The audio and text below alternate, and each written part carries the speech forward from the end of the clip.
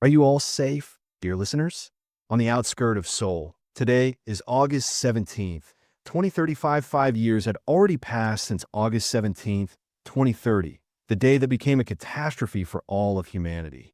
Huge, terrible monsters roamed the streets of the city, roaring in search of prey.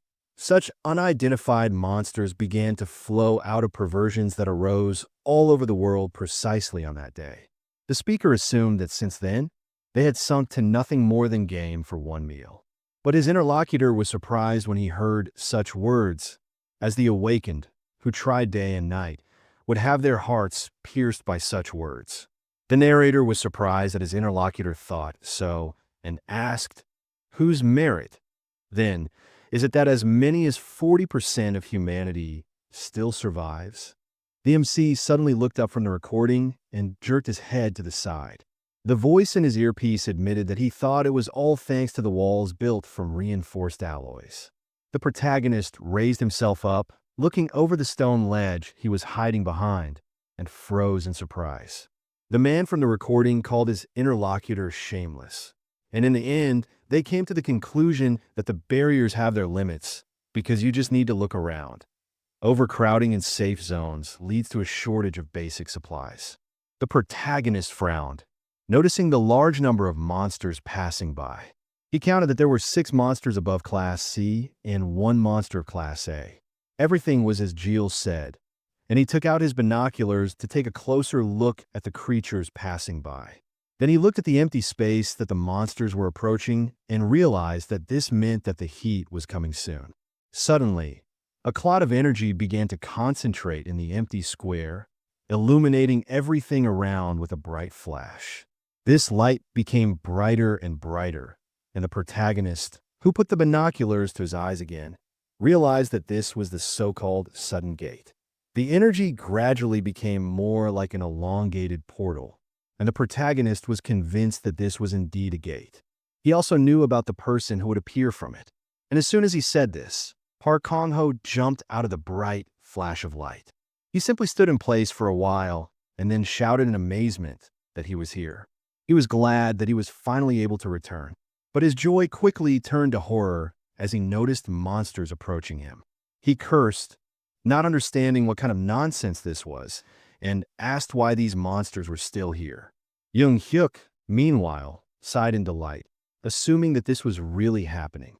One of the monsters at that moment raised its paw to attack Kung-ho, and Junhyuk noticed that it was finally starting and smiled happily.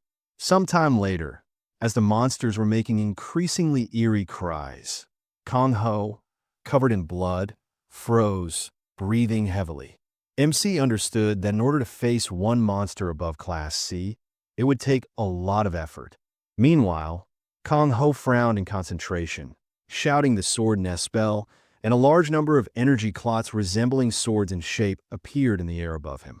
In order to fight such monsters, at least 10 high-ranking hunters were needed. But Kong-ho was here alone, and he pointed these swords towards the monsters, clenching his jaws from the effort to not lose concentration. When he fully formed the spell, he released the swords at high speed towards the monsters, and the body of one of them was caught in this attack. Kong-ho managed to cut down 6 high-level monsters in just an hour, and he did it all by himself. Another monster he killed fell to the ground in front of him, and he paused to recover a bit.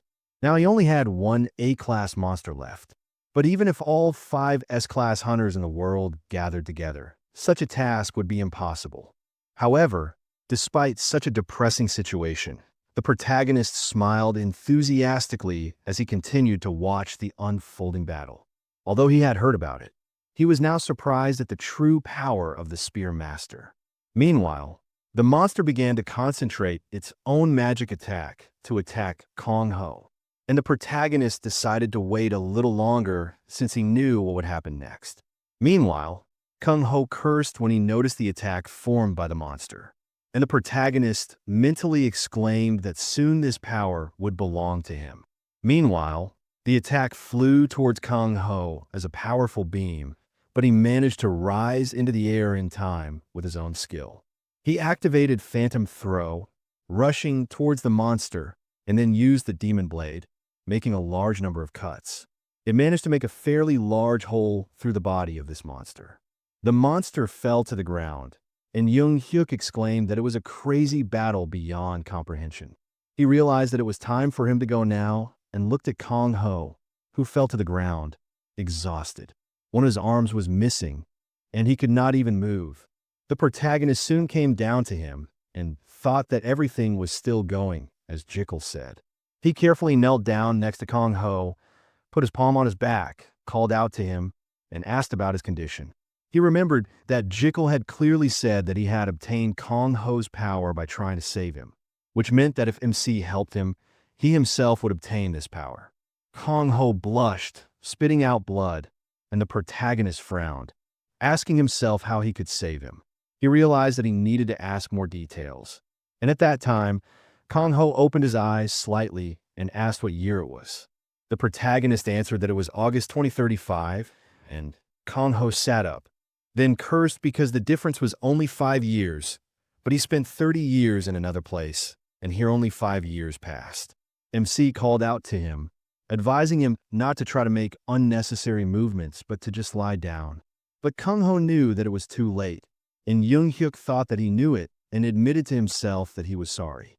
But still, Kong Ho was going to die today.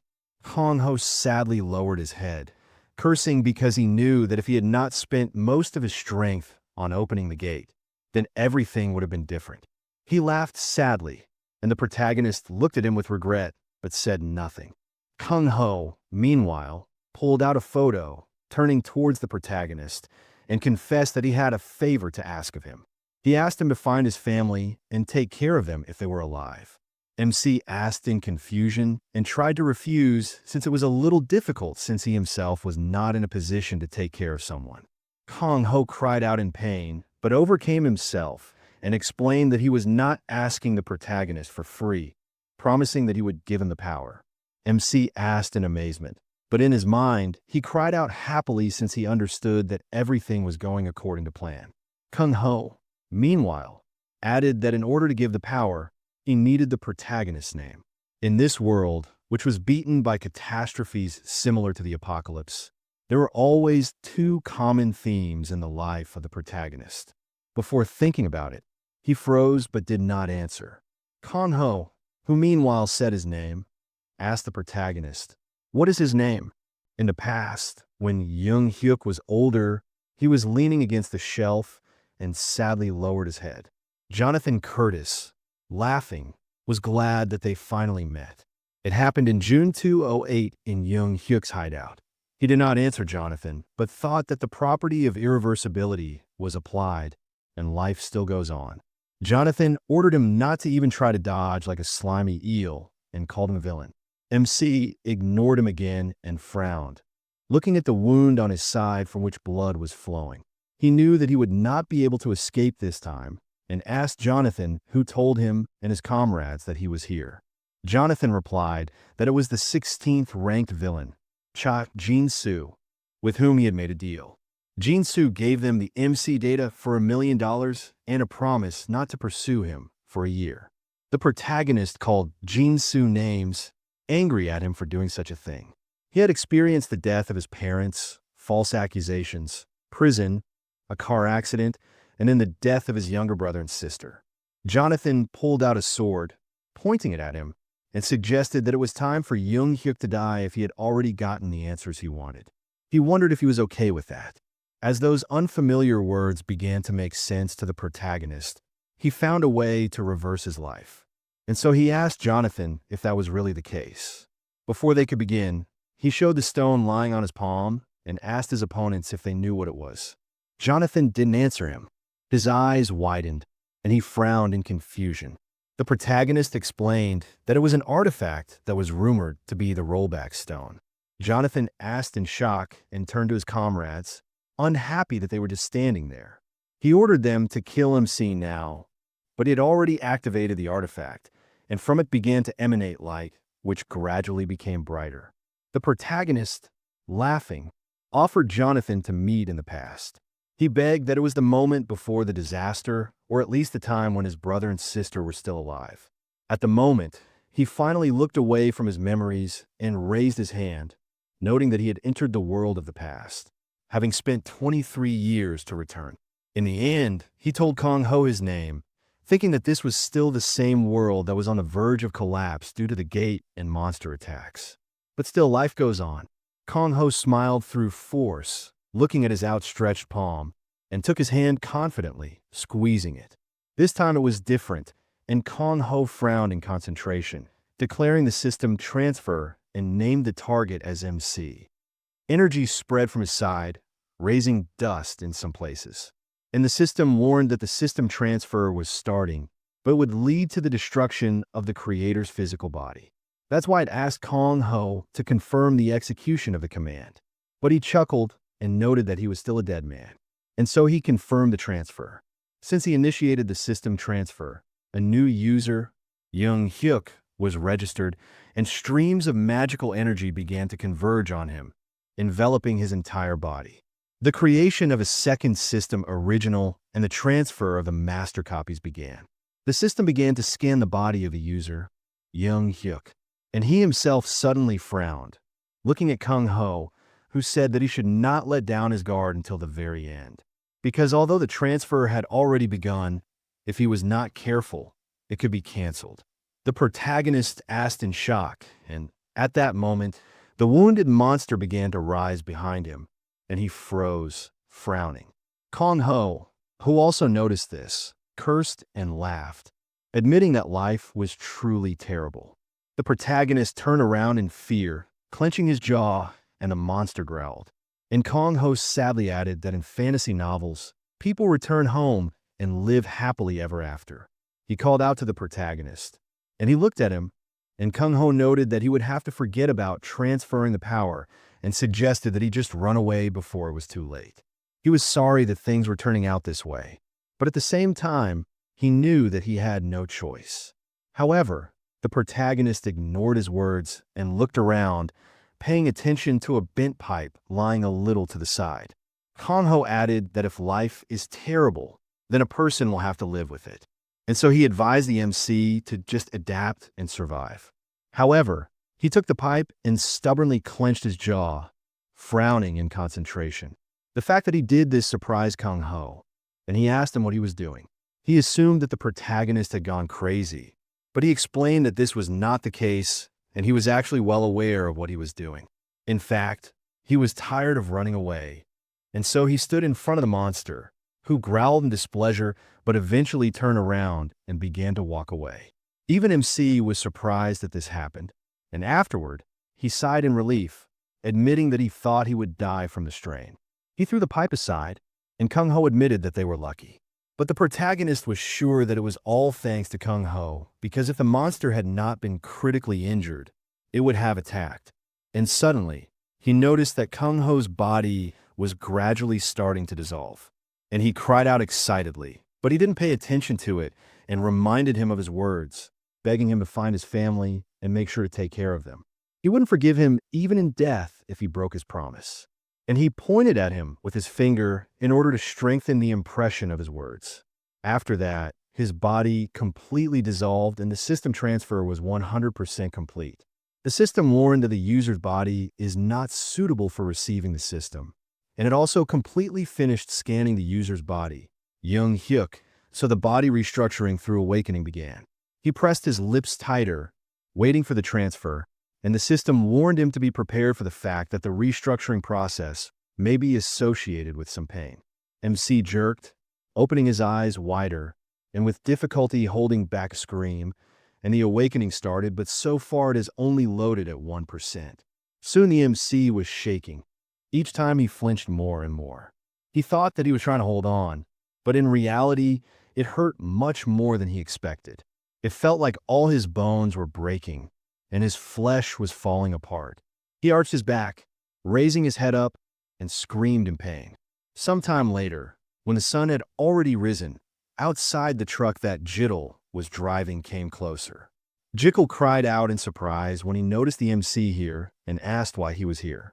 The protagonist turned around when he heard the car coming closer and turned to Jichel, asking if he had really arrived. He brushed the dust off his clothes, smiling kindly, And Jichel frowned in confusion and asked if today wasn't the protagonist's day off.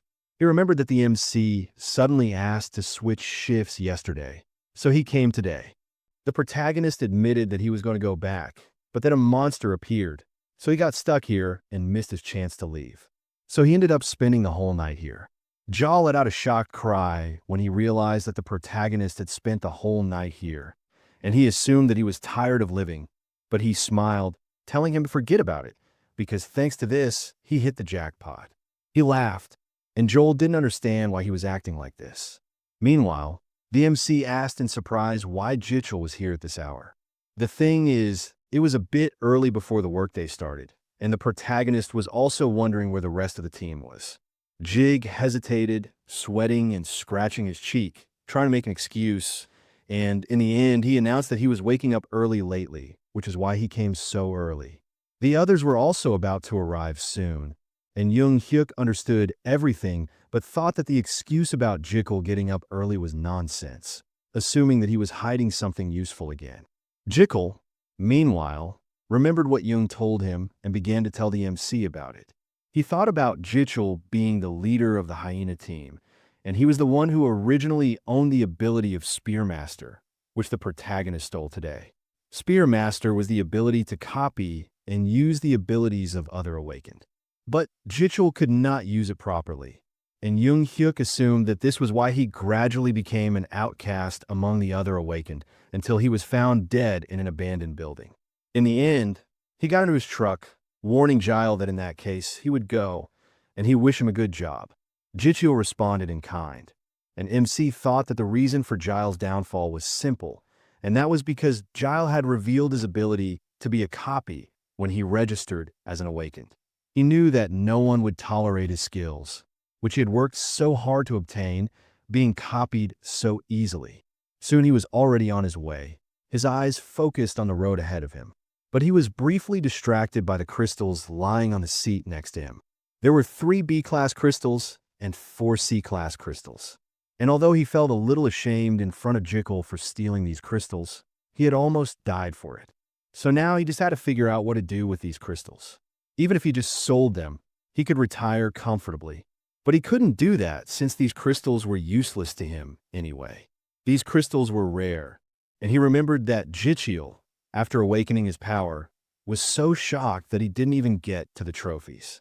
However, the protagonist that evening, after awakening his new ability, collected the crystals by going from one destroyed monster to another. When Jichel returned the next day to collect the trophies, there were none. And every time he thought about that moment, he regretted that he didn't take care of the trophies. That was why the protagonist was so diligent in collecting all these crystals. In fact, he had planned to take the loot from the beginning. But now he thought if these were the cores of ordinary monsters, he could sell them carefully. But if he put the cores of high-class monsters on display, it would arouse suspicion. In that case, both the Awakened Association and the government would definitely start investigating where it came from.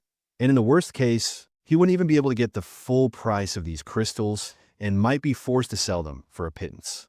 Besides, there could have been a more terrible outcome, and someone would have taken aim at him, and he himself would have ended up as a corpse in an abandoned building. So he came to another conclusion and picked up the phone, dialing the number of the person he was going to talk to. In order to solve this problem, he had to quickly register as an awakened person. And at that time, Kung Chomin finally answered him and asked how he was doing. He wondered what he owed for such a busy man to call. The MC greeted him, explaining that he had finally been given money, and so he thought of having a drink with his friend. Coleman was surprised when he assumed that the protagonist would pay, and he reminded him that he had money and promised that he would throw him a feast of smoked pork belly. Coleman thought that this sounded great, but the protagonist warned that the freebie must first be earned, and Cholin asked in confusion what happened. The MC, meanwhile, drove up to the Soul Safe Zone and explained that Cholin had to do him a favor first. Soon the protagonist met the man and asked how much he was offering for the goods he had offered. This time, the items were very useful, so he was going to give him 600 coins for everything.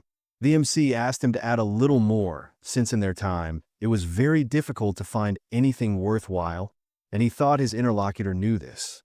But he put his hand on his neck disappointedly, explaining that in the past, you could get 800 coins for something like this, but now it is too difficult since the number of people looking for expensive goods has sharply decreased. The MC froze in disappointment, and the man explained to him that the population is decreasing, prices are rising, and people are simply not spending money. Suddenly Chanjong and Chunch ran closer to them, bursting into tears, calling out to the MC. They clung to him, crying even harder, and Yin Chul asked why he only came back now. They thought he had abandoned them, and he seriously got their attention and frowned, not understanding what they were doing there. He reminded them that they were supposed to be at school, but the man asked why he was scolding them. He explained that they came here because they were worried about the protagonist not coming back all night, but he didn't answer him.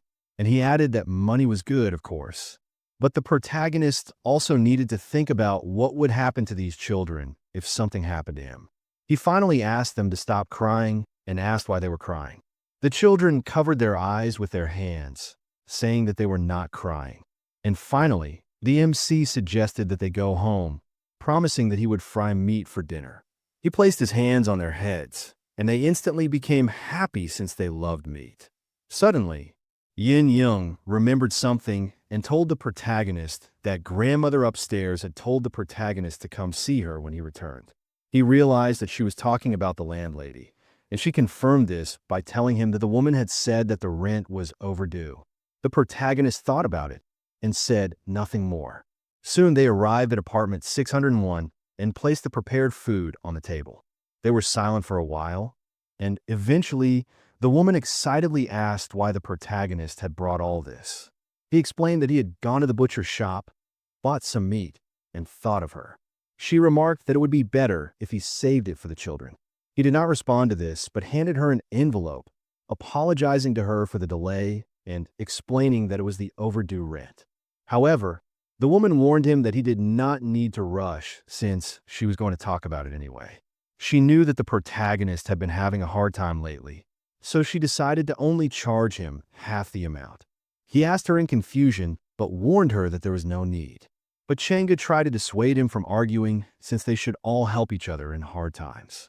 So he advised the MC not to be shy and just agree.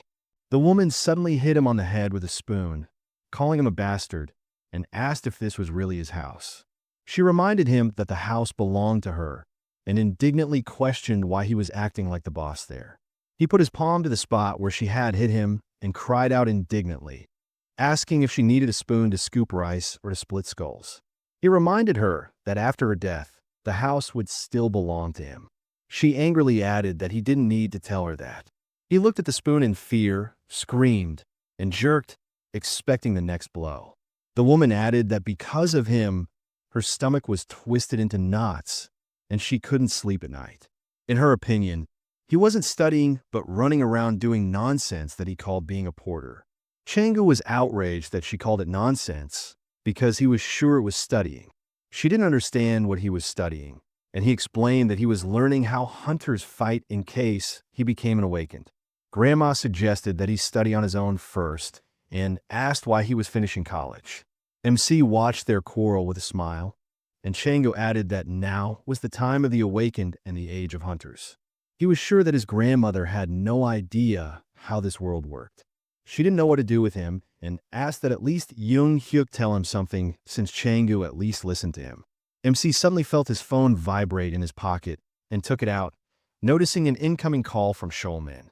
Meanwhile, the woman added that Chong Su was the only family she had left, but he was very immature. MC didn't say anything and went out to the balcony, accepting the call from Cholin. He reminded him of the business he had asked about before and explained that he had talked to the team captain, who said he should come by sometime. The protagonist happily asked again, and Cholin confirmed that this was indeed true, but added that it would be free. Instead, if the protagonist did well, he could be added to the list of permanent members of the team, albeit in a secondary role. He wondered if this was okay with him, and the protagonist agreed almost without hesitation. Cholin didn't immediately believe it was true and asked why he was suddenly acting like this. The thing was that he had never shown interest in being a porter before. In fact, the protagonist didn't have this interest even now, and he did all this for the sake of saving Cholin. But he explained aloud that working in the hyena team was getting harder and harder, so he began to look for other options. Coleman understood everything and said that tomorrow they were leaving at around 8 a.m. He warned MC to be sure to be near the 7th gate on the western wall no later than 7 in the morning. He understood everything and said goodbye to him until the next day. When he finished the call, he smiled because he was glad that everything was going according to plan. The next day, he approached the gate thinking about his plan because he was going to copy the tank skill today and go to the association. He suddenly heard someone calling him, turned around, and saw Chil Min, who was approaching him, laughing. He noticed that the protagonist had arrived quite early. He greeted him, thinking that after that, he would register as a tank and receive basic equipment. Cholin, meanwhile, turned to Yes Jin and explained to him that he was the friend he had mentioned yesterday. Sanjin understood and introduced himself, explaining that he was the captain of this team. He was older, so he assumed that he could address the protagonist in a more informal manner. He extended his palm to shake hands, noting that Cholin was addressing him respectfully, so he was going to do the same. He was looking forward to working with Sanjin today, and he responded that the feeling was mutual, asking him to try his best. After they shook hands, MC activated the copy, and the system explained that he could choose from 3 skills presented. The first was the unique passive skill Iron Skin Level 1, which added 1,000 points to defense, absorbed 10% of incoming damage, and could also be used without registering in the skill deck. He could also get an active unique skill Shield Strike Level 1, which hit the enemy with a shield, attracted their attention, dealt 300 points of damage, increased the aggression coefficient by 95%, and could be used without registering in the skill deck. The cooldown was 30 minutes, and this skill consumed 100 points of strength. The next skill was the active skill Card Suppression Level 5, which released a powerful aura that intimidated enemies and attracted attention. Thanks to this, the aggression coefficient was also increased by 130%, and the target's attack was reduced by 10%. The cooldown was 1 hour, and the amount of strength consumed to use the skill was 1,000 points. The protagonist decided to copy all 3 skills, and the system asked him for confirmation before starting the copy. He immediately agreed to it. Very soon, the copying of skills was completed, and the copied skills could be viewed in the skill menu. MC smiled as one handshake was enough time, and he was even happier that the job was done and he finally copied the tank skills. Sang Jin looked at him with a puzzled look, and Coleman Min also called out to him, asking what happened to him. He looked at them with a puzzled look, and Coleman asked why he was grinning like that while shaking hands. He thought it was weird, and Sangjin added that the protagonist had a great grip, and he laughed as he liked it. MC let go of his hand, apologizing to him for it, but he warned that everything was fine and suggested that they give it their all today. After that, he pointed to a truck standing a little to the side and said that the protagonist could climb up there. He looked at the team members standing near the truck and getting ready to go on a mission. Among them were Jang De-jin, Kongji Cho, Soyed Jin, Lee Dong-hyuk, Hisu, and the truck driver Sanjin. Sanjin suggested that the protagonist first greet the team members before heading to the hunting grounds. All the people gathered here were rank 1 awakened, and the MC smiled enthusiastically, although he knew that once he started copying the skills of higher rank awakens, the skills taken from these people would become useless.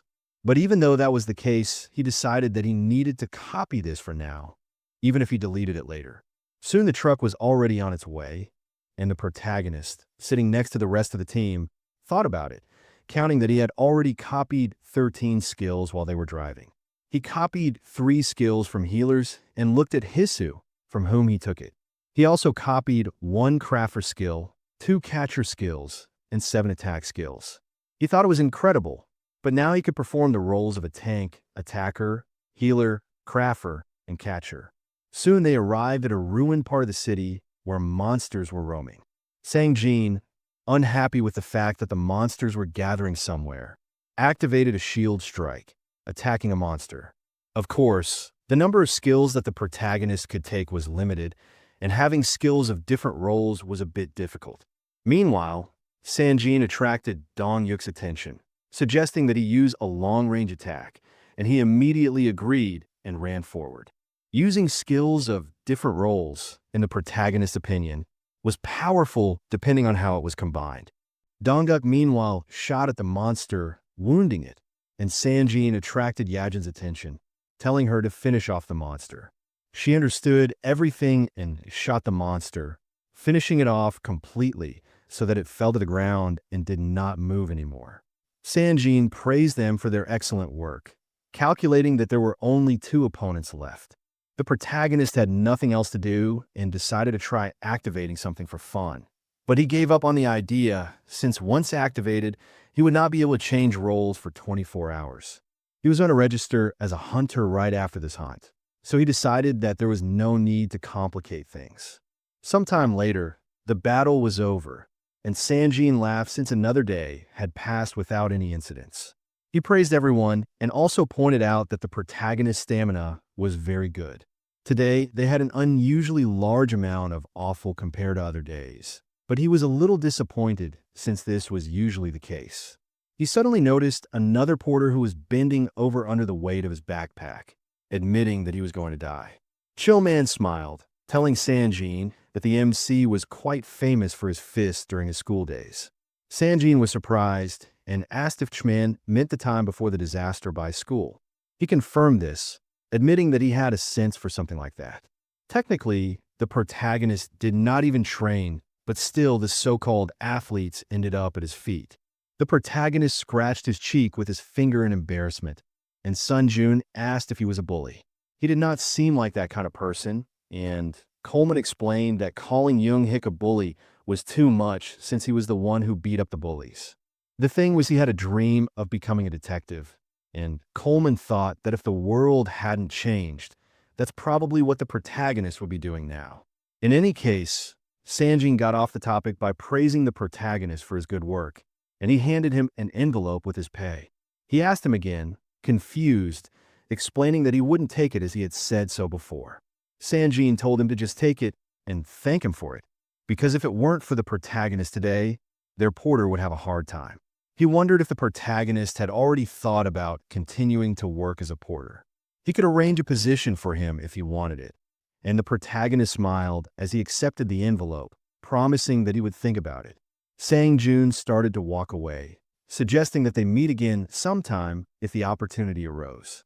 When he left, Coleman complimented Junhyuk on his work and asked if they would go to the barbecue as agreed. He apologized to him, but explained that he already had plans for today, so he would treat him to meet next time. Coleman was surprised that he had plans and tried to find out more about it, but the MC did not tell him, and Coleman disappointedly asked him not to tell him that he had a date. Sometime later, the protagonist had already arrived at the sole branch of the Awakened Association, approaching the stand only for tanks. The girl who looked at him with confusion remained silent and even opened her mouth in surprise.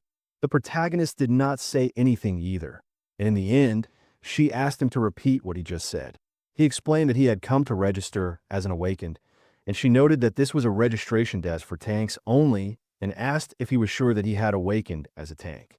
He confirmed this and added that he had awakened as a tank today. The girl looked at him thoughtfully, and he, surprised by her reaction, asked if something was wrong. She excitedly cried out, explaining that this was not the case at all, and explained that the protagonist was the first person to awaken as a tank in the last 6 months. She finally got over her emotions and smiled kindly, congratulating him on this, and asked if he had brought his ID. He confirmed this, and soon he was handing her the documents. She pointed to a bench a little to the side, asking him to sit there and wait a little.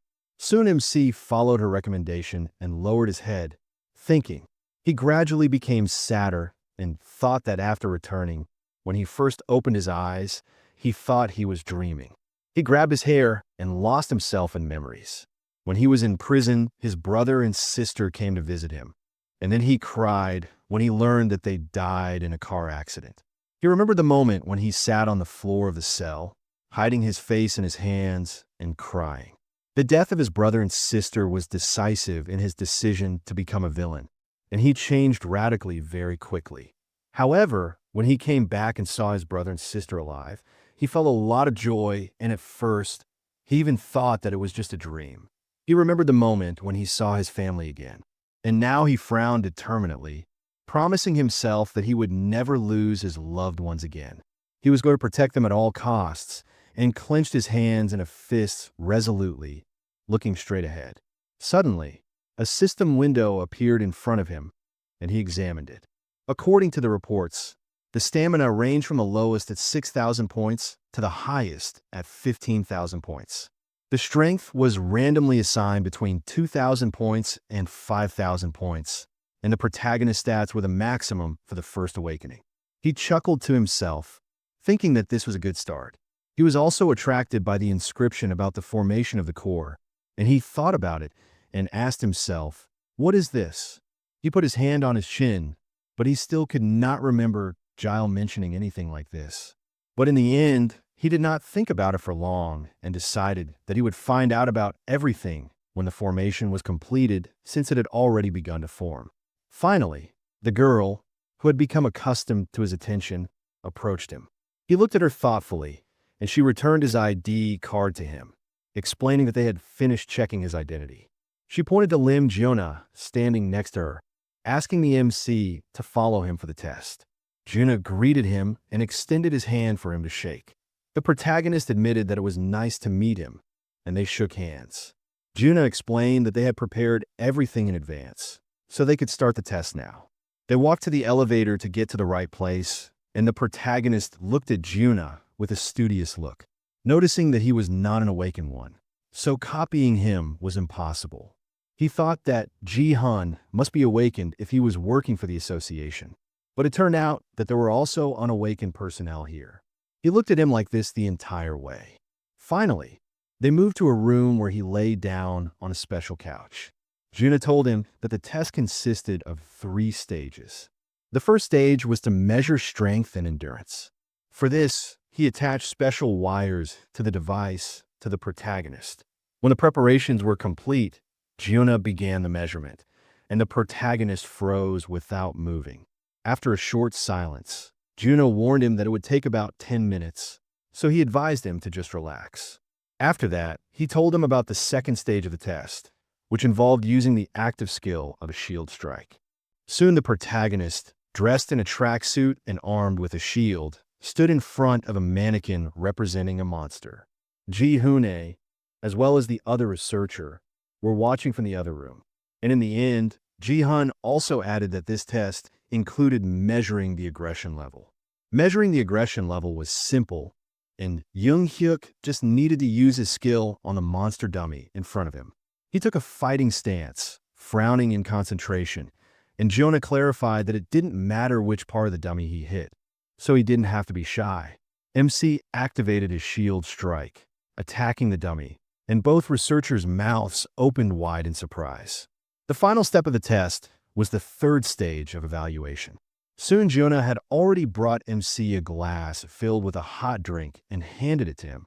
Noting that due to the problem with the evaluator selection, this last stage of evaluation would take place in 2 days. The protagonist, while accepting the drink, asked, "Is that really all?" Today, the tests were indeed finished, and Giant explained that the protagonist needed to go to the counter, and they would provide him with basic equipment. He couldn't even believe that the day had actually come when he would receive the association's standard equipment. Junhyuk sat down opposite him and admitted that he was worried about the decrease in the number of awakened tanks and healers. Compared to 5 years ago, during the Great Disaster, the number of healers and tanks had dropped significantly. The protagonist took a sip and widened his eyes, looking thoughtfully at Ji-hun, who looked back at him seriously and said that even though the forced awakened people created with awakening stones would join the ranks of hunters, most of them focused on attacking or supporting roles. Not to mention that awakening stones were not that easy to obtain. Awakening stones for tanks and healers were especially rare. But the biggest problem was that even with an awakening stone, there was no 100% guarantee that a person would awaken. The protagonist knew this well, because he was lucky enough to obtain this stone and awaken while he was wanted as a criminal. When he remembered this, he became more serious and noted that after becoming a villain, He could no longer register as an awakened person. Jian suddenly smiled excitedly, scratching his cheek with his finger, and apologized to the protagonist because it was a long time since he met a tank, so he was overly happy, although he was usually not so talkative. However, the MC thought that everything was fine. Soon he stood up from his seat to leave. Juno warned him that the third stage of the evaluation was scheduled in 2 days, so he asked him to come on the right day. The exact time will be sent to him by text tomorrow. He extended his palm to the male lead for a farewell handshake. He looked at it thoughtfully at first, but soon smiled and admitted that he was looking forward to working together and shook Jian's hand in return. Sometime later, in Old Gyro, the male lead was walking while holding the equipment he had received. He called Cholin and asked if it was convenient for him to talk. He confirmed that it was convenient and asked what happened. The MC explained that it was nothing serious, but he had just suddenly woken up like a tank on the way home. Choman seemed not to understand what he had just heard at first and so reacted calmly. But then he cried out in surprise and asked again. He assumed that the male lead was joking, but he would not joke about something like that. He walked into the store while still talking, assuming that this was the place he was looking for. Coleman asked him at this time if he really woke up as a tank.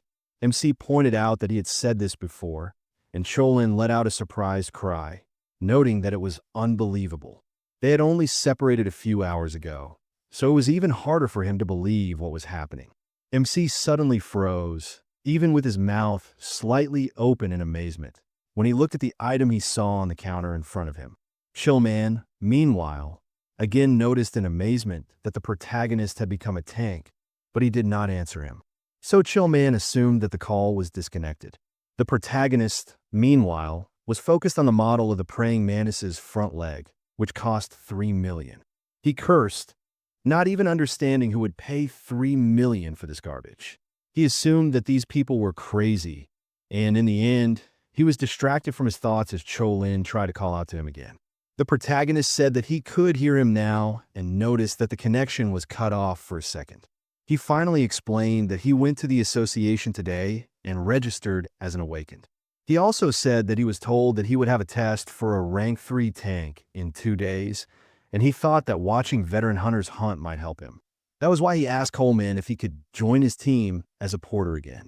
While talking, he was looking through the shelves, looking intently at the items on display, and Cholin asked him if he hadn't seen enough of this today. He explained that he had been too focused on carrying things to properly watch Sanjin's fight. Finally, he found the item he wanted, which was lying on the display case, and Coleman thought about it and asked if that was really the case. He finally asked him to wait for a bit, promising that he would explain the situation to Sanjin and get back to him. MC thanked him for that, and then went to the cashier and explained that he would like to get a bracelet and a solution. If he was not mistaken, it was an artifact that was once owned by Jaden Russell, who was a rank 3 villain. He remembered how he sat at the same table with Russell in the past, before returning to a time when the protagonist was a rank 8 villain. He once managed to drink with Russell, and then he told him about how he acquired the bracelet and also talked about its main functions. Now the seller narrowed his eyes, looking at him thoughtfully, and MC was distracted from thinking about how you can increase the effectiveness of skills by 30% just by equipping this bracelet. He asked the seller what happened. He did not understand why he was looking at him like that and assumed that something was wrong. The man apologized to him for asking, but asked if it was true that he had registered as an awakened today. The protagonist said that it was indeed true, and the man suddenly swung his fist, noting that he knew it. The protagonist froze in fear, and the salesman suddenly smiled kindly and said that he was also unawakened, and his ability was teleportation. The MC replied that he understood everything and asked himself in shock, what was that? He eventually figured out that it was a punch, but for a second, he thought that the salesman was attacking him. He eventually pressed his fist against the man's fist, activating a copy, since the teleportation ability would be useful to him. The second salesman, Huang Mansu, introduced himself and also extended his fist forward, saying that he was an awakened with the ability of spatial manipulation. He was pleased to meet the protagonist, and he responded in kind and was happy about the ability of spatial manipulation since it was exactly what he needed. He used the copy on Mansu as well. Soon another salesman admitted that he had overheard the protagonist's recent conversation, and he assumed that if he was taking the tank test, then he was one. He wondered if that was really true. Manson noted that tanks were actually nobles among the awakened, and he laughed, admitting that he even envied the protagonist. MC never thought that he would meet awakened people here, and he asked if this was a part-time job for them. However, they both answered at the same time that this was their main job. He was surprised and even did not immediately believe that this was really true. The man sighed, explaining that with so many awakened people with utility skills, it was difficult to find a job, and besides, his ability was not very useful in battles. Mansu became the owner of a shop selling antiques and supplies for awakened people in order to make a living. The protagonist finally understood everything and guessed that they were having a hard time in the job market. Finally, the shop assistants placed the solution he had requested in front of him. They calculated that the bracelet and the solution together would cost 350,000 coins, but offered him a discount, selling it for 300,000 coins instead. He thanked them and thought that with this, he had collected all the materials needed for unsealing.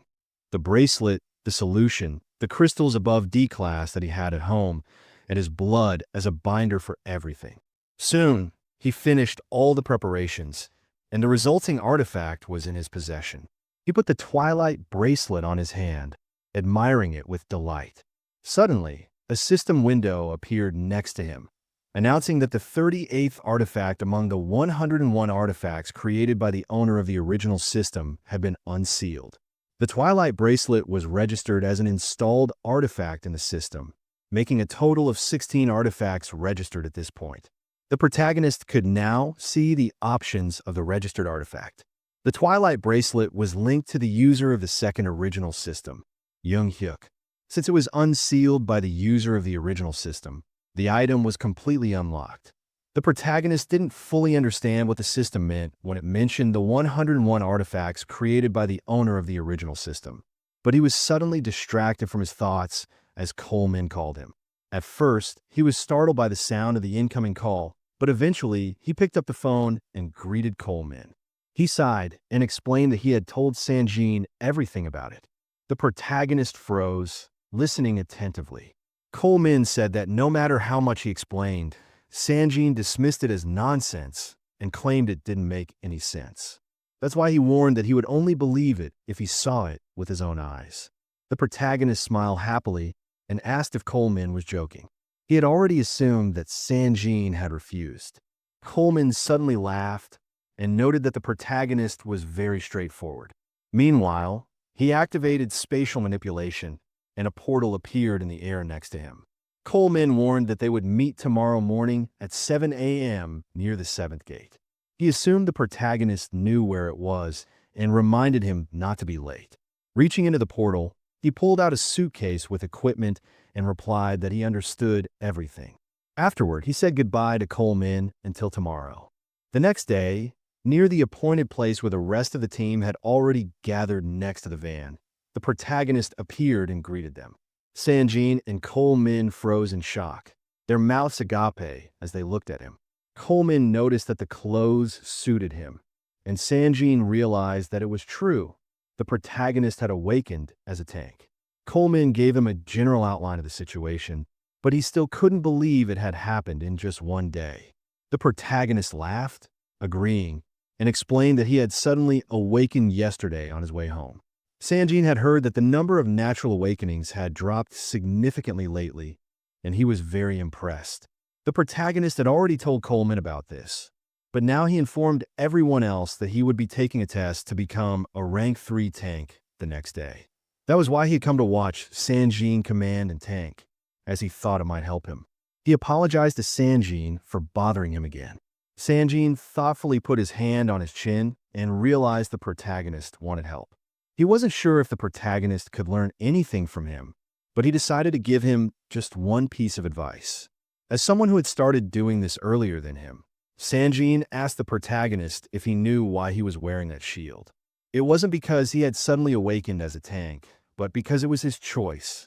He was sure that when a person encounters monsters, there would inevitably come a time when they would feel tired and exhausted.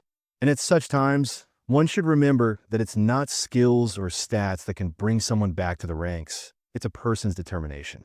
The protagonist listened to him with a smile, and Sanjin frowned seriously to emphasize the weight of his words. Sometime later, they arrived at an area inhabited by monsters and noticed a monster sleeping in an empty square. Ji-hun, peeking out from around the corner, turned to his comrades and asked if they had identified the type of prey and its location. They confirmed it was a drone, and he understood everything, then suggested they begin. He turned to Daeon and asked him to check the monster's location again. Daeon firmly replied that he understood everything and summoned the map. Sanjin looked at it, confirmed the monster's type, and turned his attention to the glowing dots on the model, noticing that there were 2 F-class drone monsters. As far as his comrades knew, these monsters had low attack power and sluggish movements, but their defense was as high as E-class monsters. The protagonist looked at his other teammates with concentration. Coleman suddenly cried out sadly because he doubted they had enough strength left to deal with the drone. Donnick lowered his head, already feeling exhausted, and wondered how long it would take to break through those shields. Someone asked if this was okay, and Joel worriedly said that at this distance, if something happened to the other team, even the drones might run at them. There was indeed such a possibility. But Sanjin warned that their prey was slow, and Sunham's group was one of the most experienced veteran teams in the field. As long as they did the same as always, there should be no problems. Who smiled and guessed that if the drone's attack power was low, she, as a healer, would have an easy day. However, she also guessed that the attackers might have a hard time and laughed. Sanjin drew Ji Cole's attention to himself and asked if all the traps were set. He replied that everything was ready, and Sanjin called Coleman and Junhyuk to follow him. He told the protagonist and who to stay behind. The protagonist seriously replied that he understood everything, and the rest of the team began to approach the monster. The protagonist had a feeling that something was wrong and frowned. Although he didn't know all the details, he remembered that the reason Coleman's team was destroyed before returning to the past was due to another monster's invasion. However, if the invading monster was a drone, they should be able to handle it. So, he didn't understand how they were all destroyed. He looked around intently, certain that something was amiss. Eventually, Sanjin called out to Eugene and asked if she was ready. She replied that she was, and in that case, he told her to start shooting. She aimed and fired at the monster, but the arrow didn't hurt it much. Eugene frowned and announced that she had hit the drone and was now moving on to the next target. Sanjin closed his eyes, sighed, and realized that everything was happening as he expected. The sleeping drone woke up, stood up, and Sanjin warned the others that the monster was coming. He ordered the ranged attackers to prepare. Coleman and Junhyuk responded. The monster swung its paws to attack, and Junhyuk fired several arrows into the monster's body at once, causing the drone to scream in anger. Junhyuk exclaimed that the strike was excellent, and his comrades praised him for the good shot, but warned him to keep his distance. However, despite their advice, he shouted that he was moving forward and headed toward the monster, ignoring their attempts to convince him that it was too early and that he should stay back. The monster swung its paw in anger, but Junhyuk dodged it and asked how much longer they were going to poke the drone in the back. He wanted to get it over with and go home. So he shot the monster a few more times, hitting the target perfectly. The drone tried to attack him a few more times, but he dodged and shot again. His comrades didn't give up trying to dissuade him and suggested he stop angering the monster and listen to them. He noted that he wasn't angering anyone. After all, the monster was so slow that it wouldn't be able to hit him anyway. Meanwhile, the drone swung, delivering a powerful blow, and Junhyuk was unable to dodge. He flew into the wall, and Coleman excitedly called out to him, but he didn't react. The rest of the team cursed, realizing that Junhyuk had provoked the monster. Coleman warned that he was also entering the nearest distance and approached the monster from behind, jumping up to strike. He frowned in concentration, but when he plunged the dagger into the monster's body, he was unable to do much damage. The drone only became angrier and growled. Coleman, who had fallen to the ground, cursed and warned the others that the drone's shield was too strong, so nothing was helping. Meanwhile, The monster continued to focus its attention on Junhyuk, who was leaning against the wall, exhausted. Gradually, the drone, growling threateningly, approached him and swung its paw to deliver a decisive blow. Junhyuk, noticing this, screamed in fear and put his hands in front of himself to somehow protect himself. But Sanjin arrived in time, using a blow from his shield to approach the monster and hit it with such force that the drone flew to the side, lost its balance, and fell, raising clouds of dust into the air. Sanjin himself frowned in concentration so as not to miss the monster's further movements.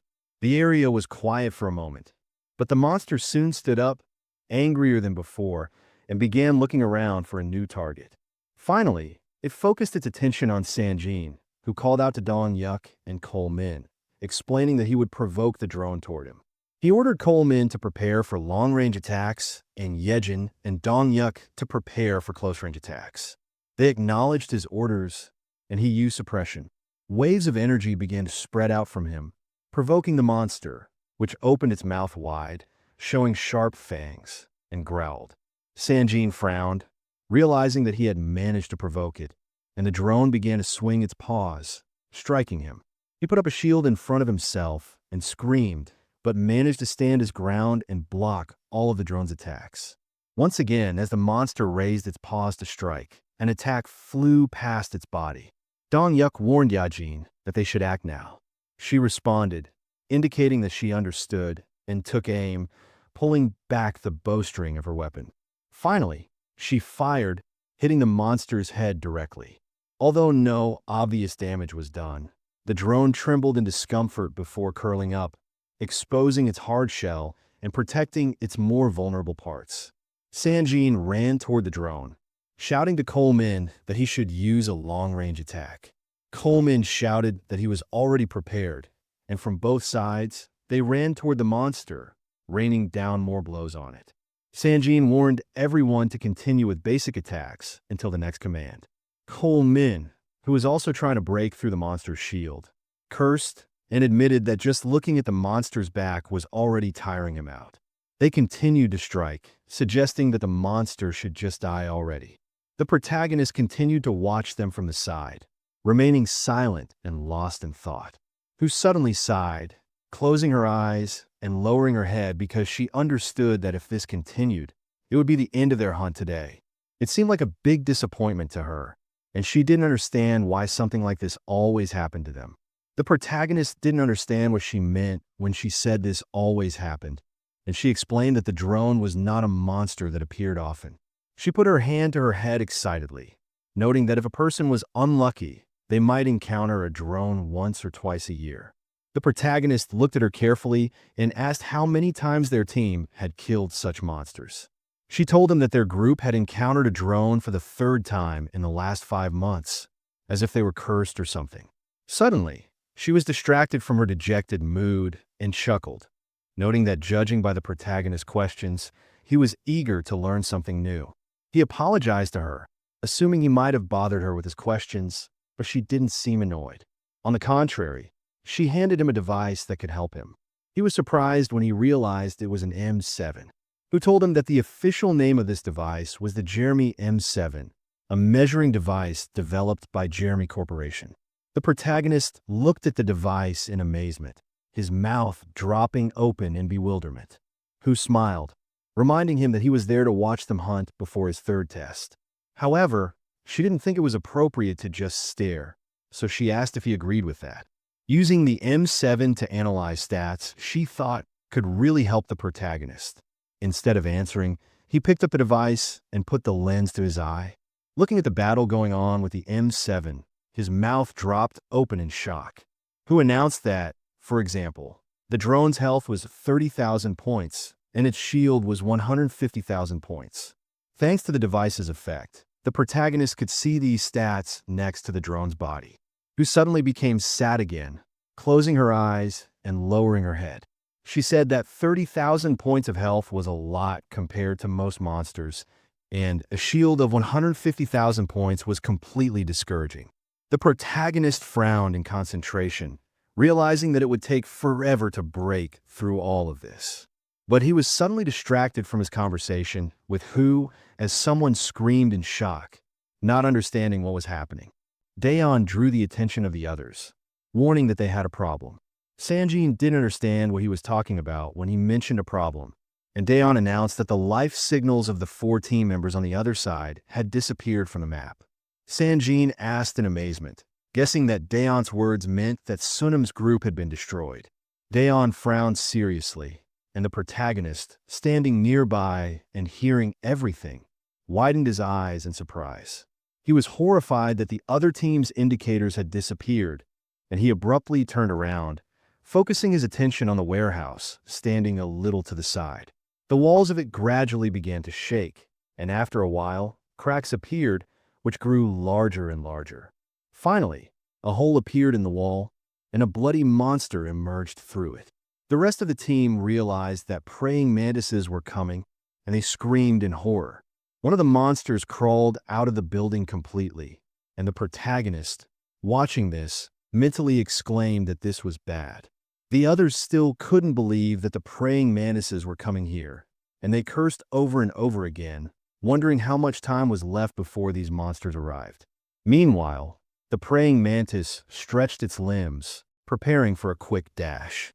Daeon thought that the mantis would arrive in 3 minutes at most, but he immediately corrected himself, warning that these monsters could appear even earlier. He was genuinely scared, beads of sweat appearing on his face from excitement. Sanjin warned the protagonist and Hu to leave and find somewhere safe to wait. The protagonist didn't react to his words at all, but realized that the uneasy feeling he felt earlier was due to the fact that they were dealing with praying mantises. Stubbornly clenching his jaw, he thought deeply. Meanwhile, Sanjin ordered Yajin to hold her position and told Jikol to prepare the binding traps. The protagonist grabbed Hu's hand and pulled her to the side, warning her that they needed to leave. She was also very scared, her eyes wide and sweating from fear. She didn't immediately understand what was happening, but eventually agreed with the protagonist. However, instead of moving further away, he ran towards Sanjin and the other team members. They noticed this, called out to him, ordered him to stop, and asked where he was going.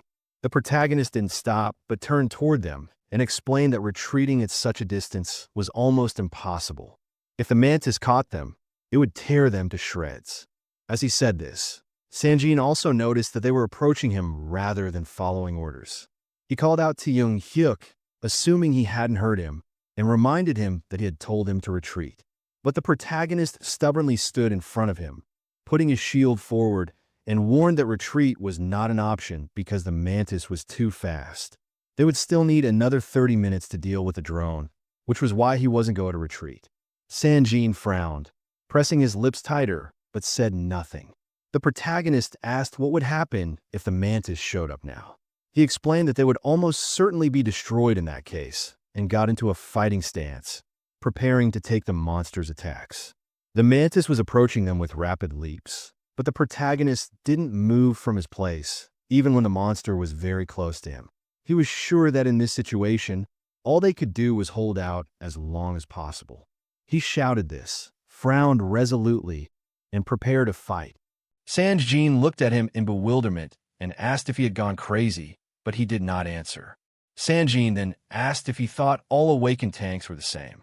He noticed that MC was just a newbie who had not yet received his awakened registration card.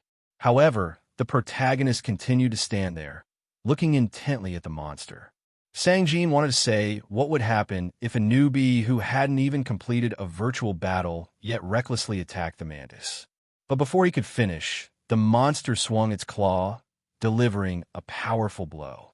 The protagonist took it on his shield, and despite the force of the blow, he managed to stand firm. Cholin called out to him excitedly, and MC noted that he would still go to the battlefield as soon as he got his card, so he didn't understand what the problem was. Sanjin frowned, dissatisfied with this explanation. The protagonist, who continued to reflect the mantis blows, noted that the tanks should still take the blow. When he reflected another blow, he ran a little to the side and then used a shield strike, attacking the mantis. Cholin and Sanjin's eyes widened, and their mouths dropped open in shock when they saw this maneuver. The protagonist added that he needed to learn as much as he could beforehand to avoid making mistakes in real fights. Sunjin and Coleman snapped out of their shock and asked how he could even say such a thing. Coleman reminded him that this was a real fight and called him a crazy idiot. The protagonist did know that this was a real fight, but he asked if they shouldn't be worried about something else instead of him. At this time, the drone that was no longer being hit stood up, and Sanjin and Coleman froze when they realized what the MC was talking about. They turned around to look at the monster, and the protagonist warned that if Sanjin couldn't hold the drone in this narrow passage, they would be destroyed. The monster looked at its opponents with fury and growled, then swung its paw to attack. Kyle Min and Sunjin prepared for battle, and Sunjin managed to take the blow. In the end, he admitted that Junhyuk was right and warned Donghuk to go to the protagonist and buy them some time, since he was a long-range attacker. He warned that he understood everything and ran to the side to get closer to the protagonist, who at this time continued to take the attacks of the mantis. Sanjin attracted the attention of Cholin and warned that he would stay with him on the drone. It showered him with blows, and with another powerful attack, the monster managed to throw him aside. Sanjin fell, losing his balance, and cried out in pain. The blow of the monster was so strong that he did not immediately stop when he fell to the ground but rolled some distance back. When his body finally stopped, he frowned and clenched his jaw, drawing Gichkal's attention to him. He ordered him to use the binding trap on the drone. Ji responded instantly, swung his arm, then threw the trap under the monster's legs. When it opened, chains flew out from it, entangling the monster's legs. This restricted the drone's movements, and Jia warned his comrades that the binding would last for 5 minutes. Sanjin began to rise, looking around intently, and he noticed that there was a drone in front of them and a mantis behind them. And in such a tight space, their only escape route was already blocked. They had barely managed to buy time, but the situation was still hopeless, and they were truly left with a dire situation with no way out. While he was thinking about this, Dongyuk and Junhyuk continued to fight the mantis. The protagonist clenched his jaws in concentration, and sparks flew off when the mantis hit his shield. Dongyuk, also frowning in concentration, fired arrows toward the mantis, but they simply bounced off the monster's shell without causing any harm. However, for a while, the mantis was distracted by the arrows flying at it. An MC managed to take advantage of this once again and used a shield strike, attacking the mantis. And from this attack, the mantis trembled. However, soon the trembling stopped, and the monster only got more angry. But before it had time to attack the protagonist, a powerful attack flew into the head of this one, causing the mantis to stagger slightly. The protagonist frowned in confusion and turned around, and Yejin said that putting this monster down with one blow is not as easy as expected. Dong praised her for her excellent shot, and she let out a dissatisfied cry, asking who he thought she was. At that moment, the mantis turned towards her, then lifted its upper body to move faster. Soon, the mantis had already jumped onto the building that Yajin was hiding inside, and the rest of her team cursed, ordering her to leave right now. As the mantis had changed its focus, she clenched her jaws and frowned, cursing as she realized that the situation was getting worse. The mantis swung its claws, striking, and this sent Yijin flying to the side. The mantis managed to inflict several wounds, and blood began to flow out of those wounds. Yijin cried out in pain, and Dongyuk, who heard this, excitedly called out to her and shot at the mantis, trying to get its attention.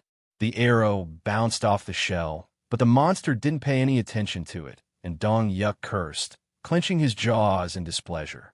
Hissa didn't know what to do and asked how she could help. She bit her thumb with her teeth in excitement, and MC looked at her seriously and then thought about it, as he knew that the provocation wouldn't grow in a straight line and add to the already existing value. He admitted that he was too careless and focused on the bracelet on his palm. He supposed that just using the shield strike twice would be enough to keep the mantis focused on himself. In the end, he frowned, opening the stats, as he realized that if he couldn't pull this monster away, it would rush straight at Yajin. The system window in front of him showed the data for the Twilight bracelet. It was the 38th artifact out of the 101 artifacts created by the owner of the original system and was unsealed and fully unlocked by the user of the system. This bracelet increased the effectiveness of skills by 50%, and during the use of it, the power consumption of skills was reduced by 30%.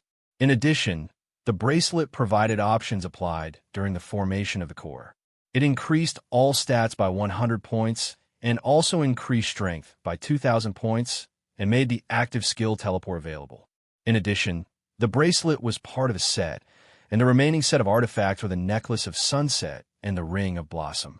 The protagonist understood that the risk of using the bracelet was high, but the fact that it increased the effectiveness of skills by 50% during the use of it attracted him. In the end, he activated the bracelet and applied suppression, and powerful waves of energy began to spread from his body and reach the mantis, who had already squeezed through the hole formed in the wall in order to finish off Yejin. She leaned helplessly against the wall, holding her hand over the most bleeding wound, and was breathing heavily, desperately looking at the monster in front of her. MC could only hope that the bracelet's stats would work, and he begged for the monster to come back. Aijin seemed more and more agitated, and the monster still remained in place, looking at her, and the protagonist began to beg again for it to come back. He continued to hold the suppression, hoping to attract the monster's attention. Hisu, who was standing next to him, suddenly admitted in a low voice that she did not want any of this. Her eyes widened, looking at the monster in the distance in horror, and a bead of sweat appeared on her cheek. In the end, she could not stand it any longer, turning around and running away from the protagonist. Even when he called out to her, she did not react at all. However, he was quickly distracted from this as he noticed that the use of the skill worked, and suddenly someone tried to shout to him and asked if he could hear him. It was Sanjin, who asked him discontentedly why he wasn't answering. He suggested that he hurry up and get out of there, but MC replied that everything was fine and frowned in concentration, watching the mantis. Sanjin didn't understand what he meant when he said that everything was fine. At that moment, the mantis jumped off the wall, and the protagonist explained that he had already turned the attention of this monster back to himself. Sanjin was shocked that he had already returned the focus of the mantis to himself. At that time, the monster, which had landed on the ground with such force that a cloud of dust rose in the air, gradually began to approach the protagonist. He did not wait for it to come closer and attack, but ran forward, striking one of the monster's limbs with his shield. He knew that it was too risky to maintain the provocation with only basic attacks. Although he tried to avoid using the copied skills, he now felt that there was no choice. So he activated the skill, Destructive Body. When a system window appeared in front of him, it asked him to choose whether to register the skill or not. MC confirmed the skill registration, and at this time, the mantis swung its limb to attack him. He jumped to the side, dodging the attack, and noted that he had just equipped the passive attacker skill. This would make his basic attacks comparable in damage to the attack skills. He jumped to the side, pausing for a moment and waiting, and then realized what was coming next. He suddenly smiled excitedly, although he had been focused the entire time, as he felt the same feeling he had been expecting. It was a feeling he had experienced countless times before the time reversal, and it felt like every cell in his body was awakening. As he was thinking about this, Junhyuk took advantage of the situation and shot at the monster. But the arrow bounced off again. Before the reversal, when the protagonist awakened as an attacker and became a villain, this feeling earned him the 8th rank among the villains, and it was hyperperception. While the mantis was distracted by Junhyuk shooting at it, the protagonist ran forward, striking it with his shield. He became more focused again and clenched his jaws from the effort. Because he added an attack skill to himself, the power of his attack increased, so he managed to pierce the shell of the mantis, and cracks appeared on it. At this time, in the building, Yejin tried to get up and took her weapon to join the fight and help her comrades, but she dropped the arrow before she could even draw the bowstring. She cursed as she looked at her bloody hand and cried out in pain. She was losing too much blood and could not exert any force, and because of this, she was very disappointed. But suddenly, Hisu came closer to her, frowning in concentration, stretching her hand forward, pointing her skill at Yajin. She screamed when she noticed her, but Hisu warned her not to scream, as it was distracting her. She concentrated on her wound, healing it, and Aijin bowed her head slightly, embarrassed, and asked why she was doing something that was unnecessary. She suggested that she should spend her time on the protagonist instead, since she had time to heal. However, Hisu warned her not to worry about MC, since she couldn't heal him anyway if he wasn't losing health. She was briefly distracted, turning to the side and looking out the window at MC's battle with the mantis. She remarked that Junhyuk was crazy and asked if Yajin agreed with that.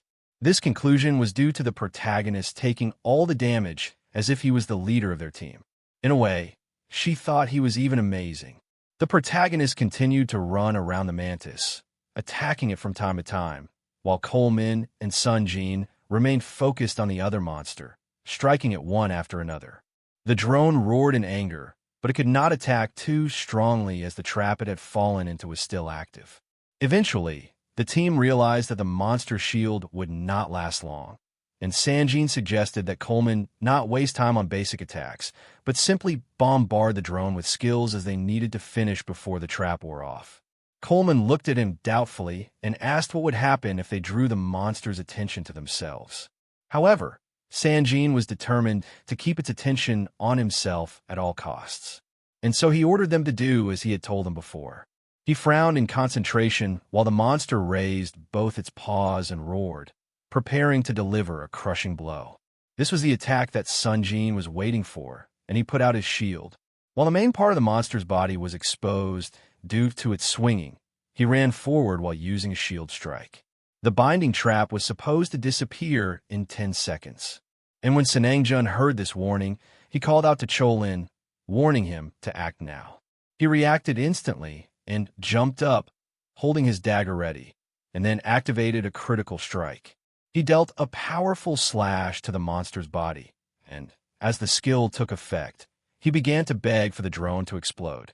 Nothing happened for a while, but finally, the monster's body began to evaporate, disintegrating into a large number of small particles.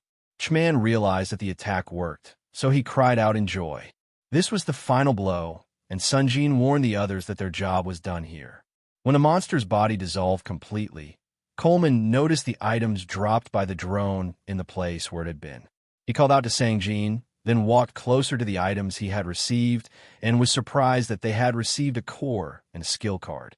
He cried out in joy, noting that this was a jackpot. But Sangjin warned him that this was not the time to say that and suggested that he quickly go help the protagonist. However, when they looked at the MC fighting the mantis, they noticed that cracks and dents had appeared on the monster's body, and blood was flying in different directions from the protagonist's blows. They were shocked that something like this had happened. In the end, Junhyuk looked at them and asked them to take this monster on themselves if they were done with their hunt. Cholin chuckled in amazement, shocked to think that the protagonist was truly insane. He reminded them that he had done everything himself and asked if he was now telling them to take this monster for themselves.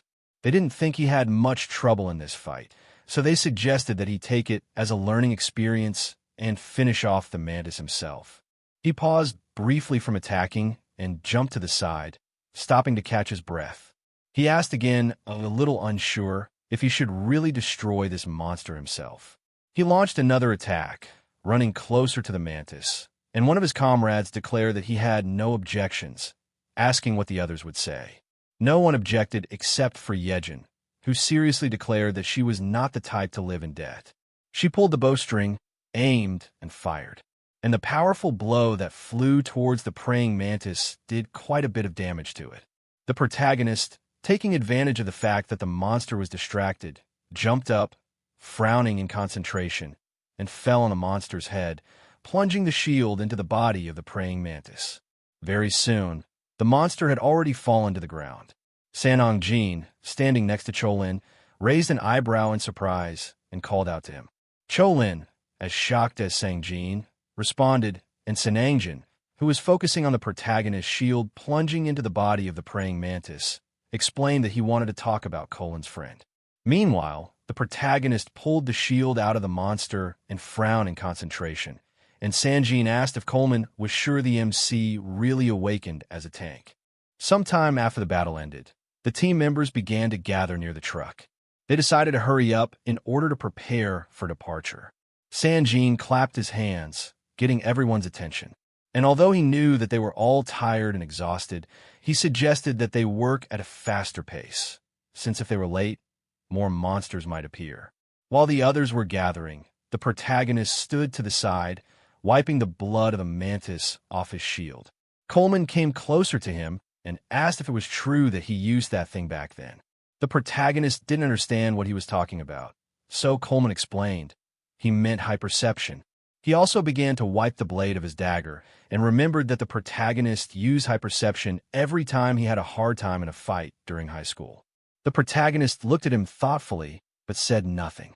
Coleman admitted that otherwise, the move the MC showed back then wouldn't make any sense. However, he didn't dwell on it for long and excitedly asked how Junhyuk was.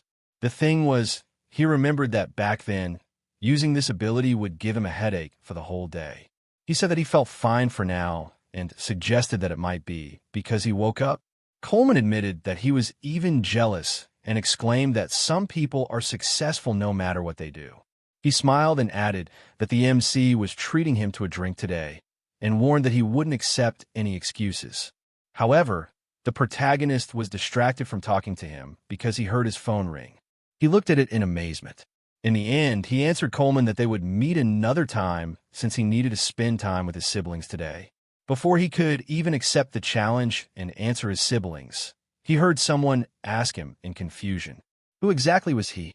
Sanjin, who had come closer, crossed his arms, frowned, and asked suspiciously if the protagonist had really just awakened yesterday. He couldn't understand how someone who was completely new to awakening could fight like that. The MC looked at him and agreed. Sanjin asked in confusion, while Coleman turned his head, watching their conversation more closely. The protagonist eventually shrugged, explaining that the situation was a stalemate, and so he assumed that he had unknowingly unleashed some kind of superhuman power. In fact, he himself was surprised that it had turned out this way. And when he said this, Sanjin leaned closer to him and asked, "If that's true, then you don't think I believe it, right?" Junhyuk didn't answer him, and Sunjun turned to the rest of the group and drew their attention to himself. He warned that he had something to tell them all, and when he made sure that everyone was looking at him, he exclaimed that the protagonist had defeated the praying mantis himself today, but he hadn't yet been officially registered as an awakened. And although the circumstances left no other choice, Junhyuk and all of them could face the consequences of the battle before registration. The protagonist looked at him in surprise, and in his mind, he screamed in horror, almost becoming the villain again. Sanjin finally suggested that they leave everything that happened today between them and the MC. He even opened his mouth when he heard these words. Yajun smiled, agreeing with these words, and Dongguk also agreed, telling Sanjin not to worry about them. He asked if he really thought they were so stupid that they didn't know this. Joel laughed, promising that they would take this secret with them to their graves. The MC timidly called out to Sanjin, trying to get his attention so he could say something, but he didn't listen and simply thanked him. This only surprised Junhyuk more. He asked again, and he explained that they would have all died today if it weren't for the protagonist.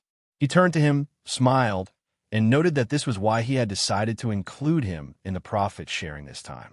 He also specified that he would be included in the profit sharing as a tank, and the protagonist was astonished, asking him to wait as he realized that this meant the others would have to accept a smaller share.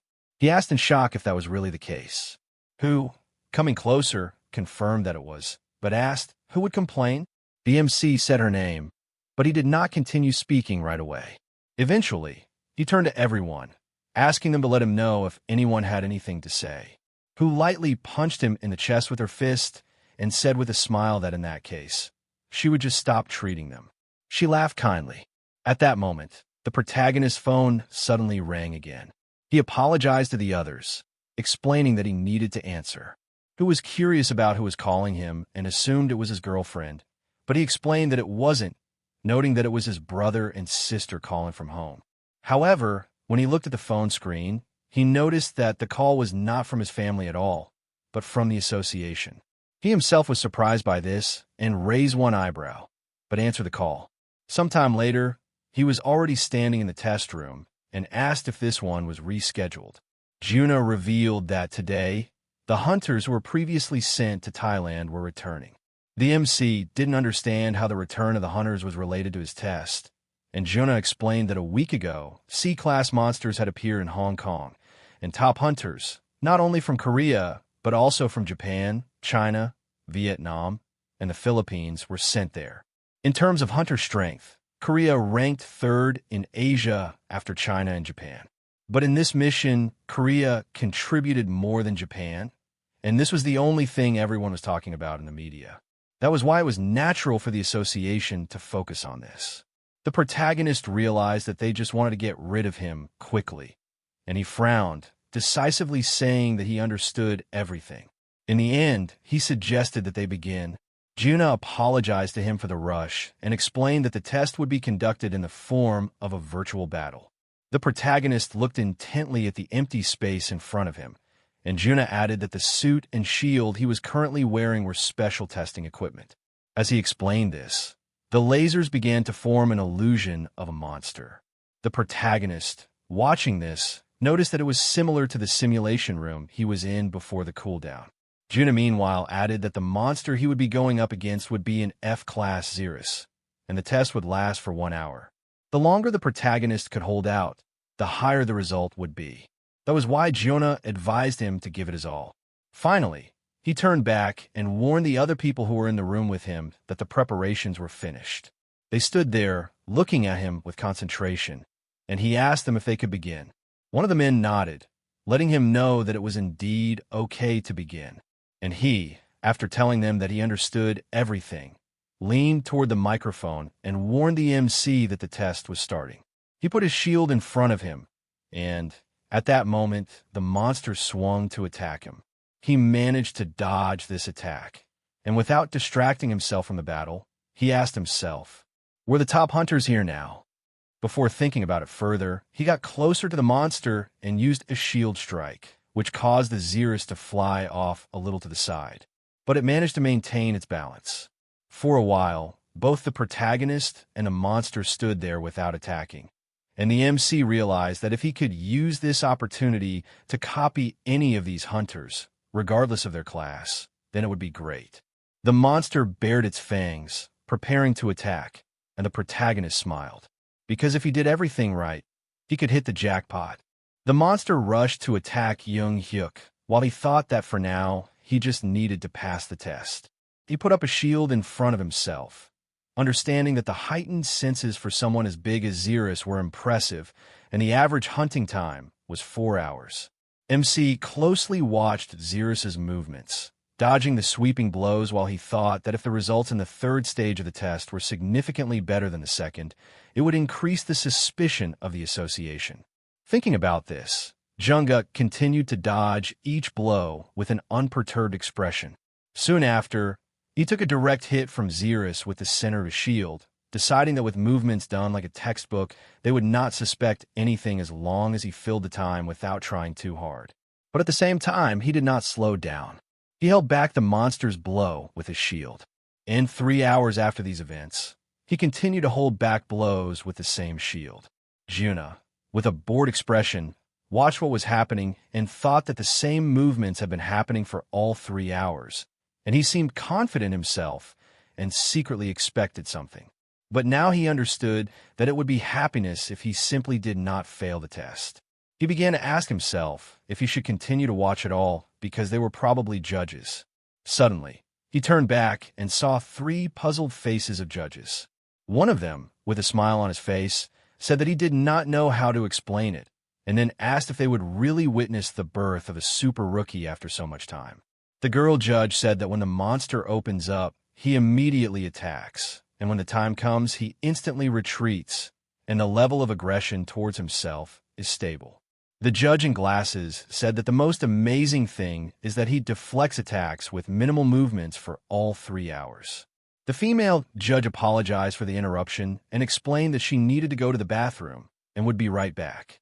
Shortly after the girl left, the male judge remarked that he thought he had overeaten at breakfast and needed to take a quick bathroom break as well. The guy with glasses smiled as they left the room and then began to excitedly watch Junhyuk's battle, stating how agile he was, just like a little rat. Taking off his glasses and with a serious expression, the guy suggested he thought it was pointless to continue the test. Jinna asked him in confusion if he thought so. The guy with a serious expression took his phone out of his pocket and told Jonah that he would also step away for 1 minute. At the same time, the female judge was talking on the phone and was saying that she would be talking about the tank that had been signed up for the test today and its maximum potential. The male judge, standing on the stairs, was also telling his interlocutor that this person was amazing. The interlocutor asked him what amazing meant, to which the man asked his interlocutor if he remembered how the master said that the movement, as in the textbook, is the most difficult. The judge guy watching Junhyuk's action spoke on the phone about how this man is the textbook. After which, looking at how Junhyuk again reflects the blow with a shield, he confirmed, noting that he thinks that everything is correct, and now the other two guilds can also take action. And if they do not do anything first, then everything possible must be done so that everyone else cannot do anything. Soon after these events, Junhyuk was issued a certificate of awakening. The girl at the reception told him with a smile on her face that this was his awakened registration card and that he had done a great job. MC began to carefully examine the card, after which the girl explained to him that getting a C class on the first awakening was really amazing. MC began to ask her why a C class and did he do something wrong. The girl began to say that this was not true and that it was rare to get a C class on the first awakening. Junhyuk silently and thoughtfully looked at her, after which the girl told him that they usually get an E or F class. Leaving the room, Junhyuk began to ask himself why he got a C class again.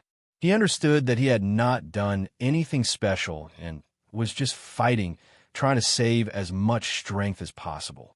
But then a smile appeared on his face because he understood that in any case, the registration was over, and now all that was left was to do legal things and live a happy life with his brother and sister. When he left the building, he heard hysterical exclamations of people confessing their love. The MC looked to the side with interest and saw a huge crowd of people being held back by armed police.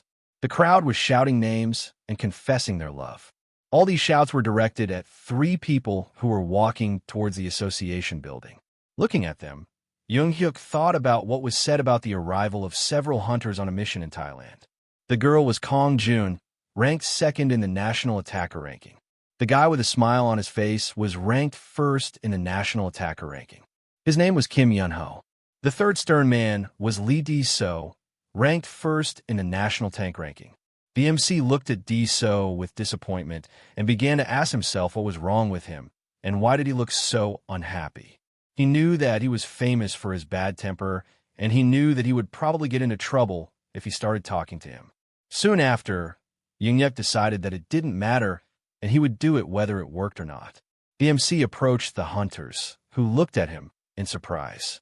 Shortly after, Junhyuk confusedly greeted them and said that he was a fan and it was an honor to meet them. With a smile on her face, June told him that she was also pleased to meet him and asked if he wanted her to sign something. Junhyuk confusedly explained that this was not the case and that he was a fan of Dao. D-So looked at him in sincere bewilderment and asked again, menacingly. The MC, frightened with beads of sweat running down his face, began to realize that he had done something wrong. Dao brought his face closer to him and asked again what he had just said. Confused, Junhyuk replied that he said that he was his fan. After which, a happy D-So turned to his comrades and asked them if they heard that. Yunho chuckled, and John, with a displeased expression, cursed and said that she almost got it. The MC looked at them puzzled. After which, John, with a displeased expression, said that if that monkey hadn't appeared 30 minutes before this event, D-So declared that he also had fans. At that moment, they were riding in a long, solid black limousine. Ji asked him again in disbelief, after which she began to talk about how after the incident when someone approached him claiming to be his fan, he threw that person out because he was annoying. Jian then noticed that she did not see anyone else who would call themselves a fan of D-So. D-So looked at her with an angry expression, and Jian guessed that she didn't think she had seen anyone like that. She then asked Dao if he knew that she didn't like men who lie. Diso asked her with a smirk on his face, lie? He then asked her if she didn't know who he was. Diso proudly declared that he was the #1 tank in the entire country. And did she really think that he didn't have a single fan after the statement? John suggested to him that if at least one person showed up as his fan before they got to the association, she would agree to eat with him alone, just like he wanted. Diso happily asked her if she was serious. John continued to say that if no one showed up, he would have to help her once. Diso frowned and asked her again, help. John started talking about how they were planning to attack a C-class monster in Genesis. But as he knew, their guild had strong attackers and they lacked tanks. Jian pointedly tucked her hair behind her ear and said that if he lost this bet, he would have to be the main tank for once. She then added that he would do it for free, causing Dao to be genuinely confused. However, Dao was currently incredibly happy, and Jian was very annoyed. Grinning, Dao asked Junhyuk if he was really his fan. Looking at the happy Dao, Junhyuk thought that this was absurd and that it might be better for him to just run away. Suddenly, Diso extended his hand to him, causing Junhyuk to be confused. With a friendly expression, he said that he wanted to sign something for his fan, but he didn't have a pen, so he suggested that they just shake hands. MC looked at his hand confusedly and agreed with this while asking himself what was going on. He respectfully shook Dao's hand, thinking that anyway, everything was going great, and he had copied the skills. Diso then asked Junhyuk what his name was. Junhyuk shouted out his name, and Diso handed him a business card, asking him to contact him if he needed help. MC thanked him for this, and soon after, Junho approached him and asked him if he had said his name was Junhyuk. Junhyuk looked at Junho in surprise and asked what happened. Junho introduced himself to him, and Junhyuk replied that he knew him. After which, Junho held out his hand, and Junhyuk happily thought that he was walking into his hands, which meant he would make a copy. While Junhyuk respectfully shook Yunho's hand, he said that it was amazing. MC asked him again, to which Junho replied with a smile that he would never believe that he would see a national treasure in such a place. Diso, genuinely perplexed, began to ask him, is he calling his fan a national treasure?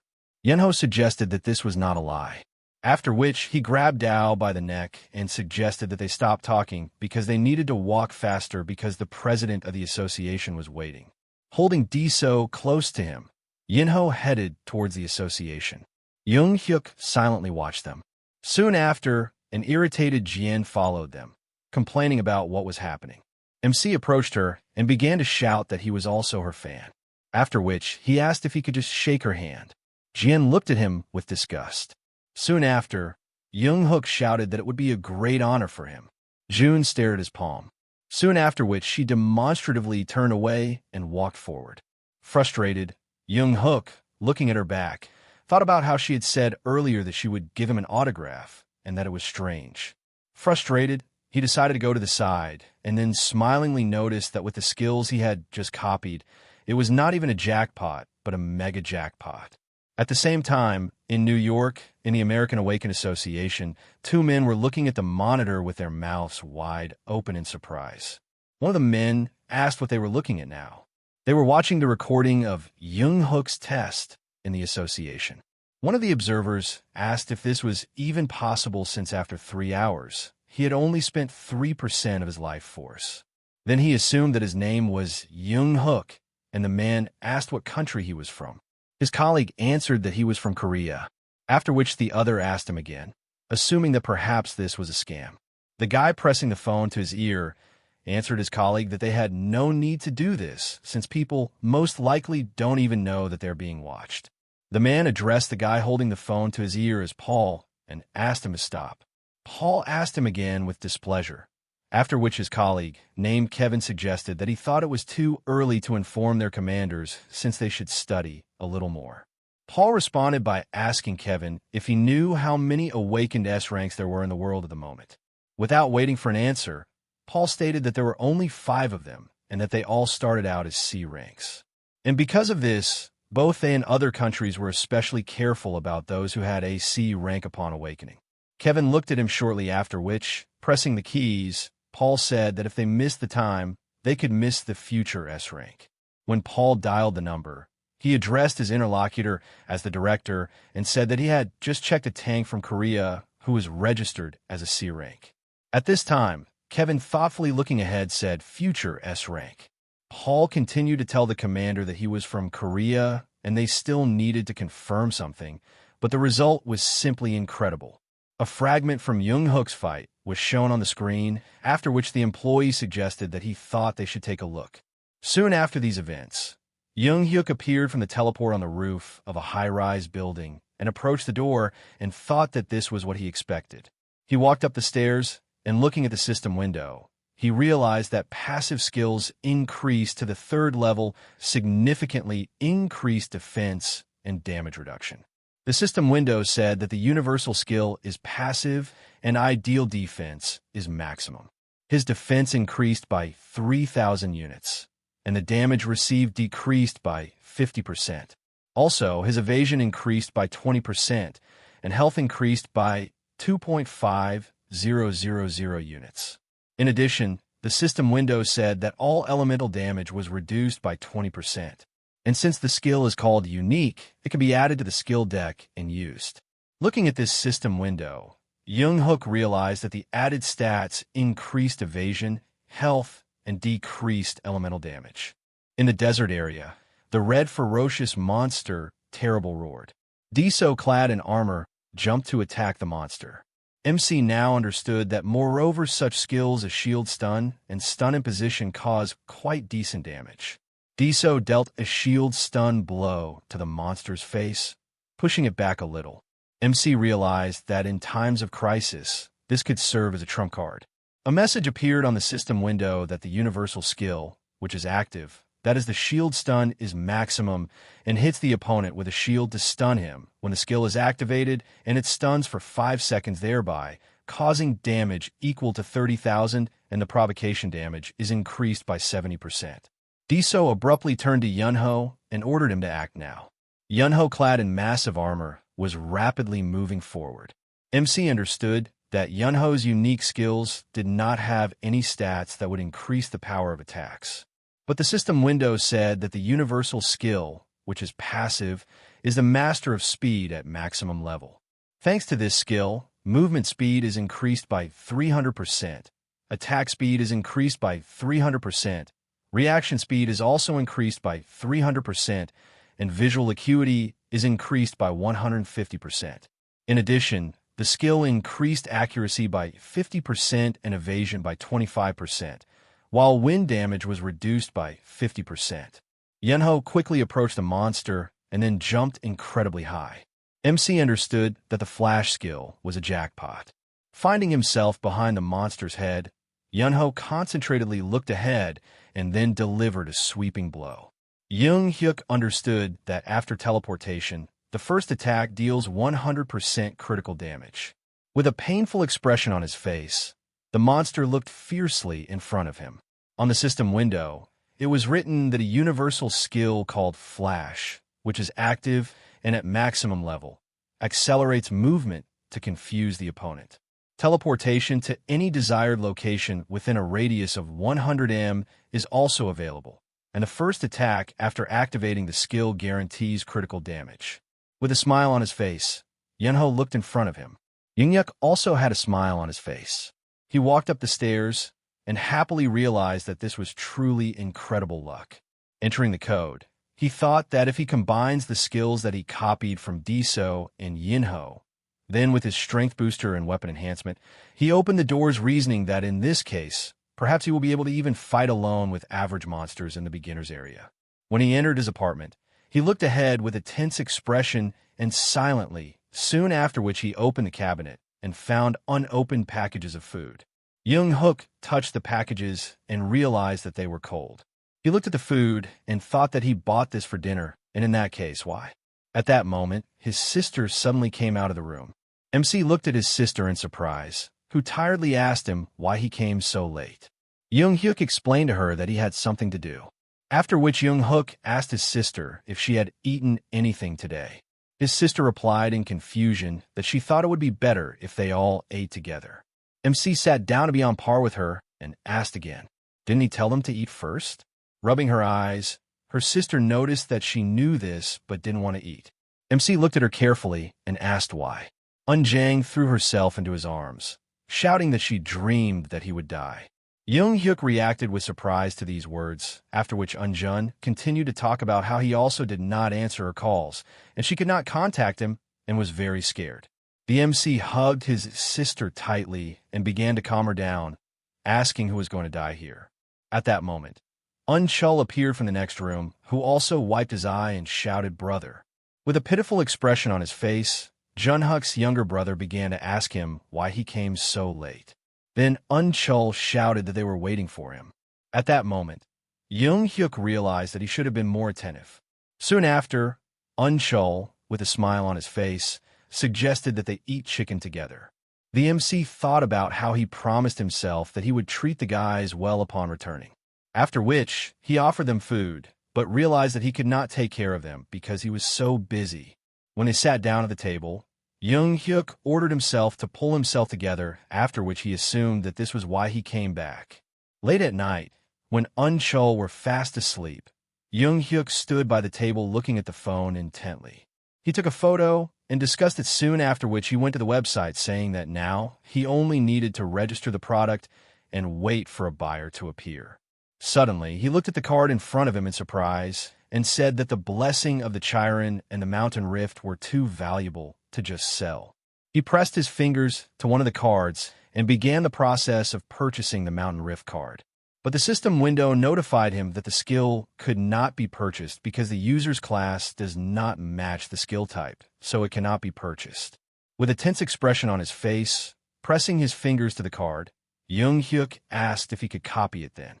However, now the system window informed him that the copying failed because the target is not awakened, so copying is impossible. With a thoughtful expression on his face, Junhyuk looked in front of him, realizing that he cannot copy either, so he probably has no options left. Suddenly, a message appeared on the system window that the creation of the personal core for the user of the original system was completed. With a painful expression, Junhyuk pressed his hands to his head and asked loudly, "What is this?" The system window began to report that the functional system of the core was generated, and he could check it in the status window. The next message from the system window said that the opening of the status system was in progress, and thanks to the creation of the core, it brought an additional 50 points, and a skill called Essence Absorption was generated, which is used to grow the core.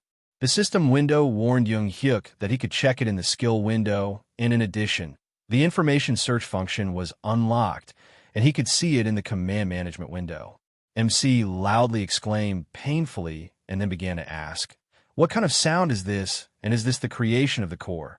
Suddenly, Junhyuk looked in front of him in surprise and saw that the system window said that the process of creating the core at this stage is 1%. MC thoughtfully asked himself, what kind of core creation? He realized that he had never heard of anything like this from Joel. Staring ahead, Junhyuk decided that he would understand when it was over.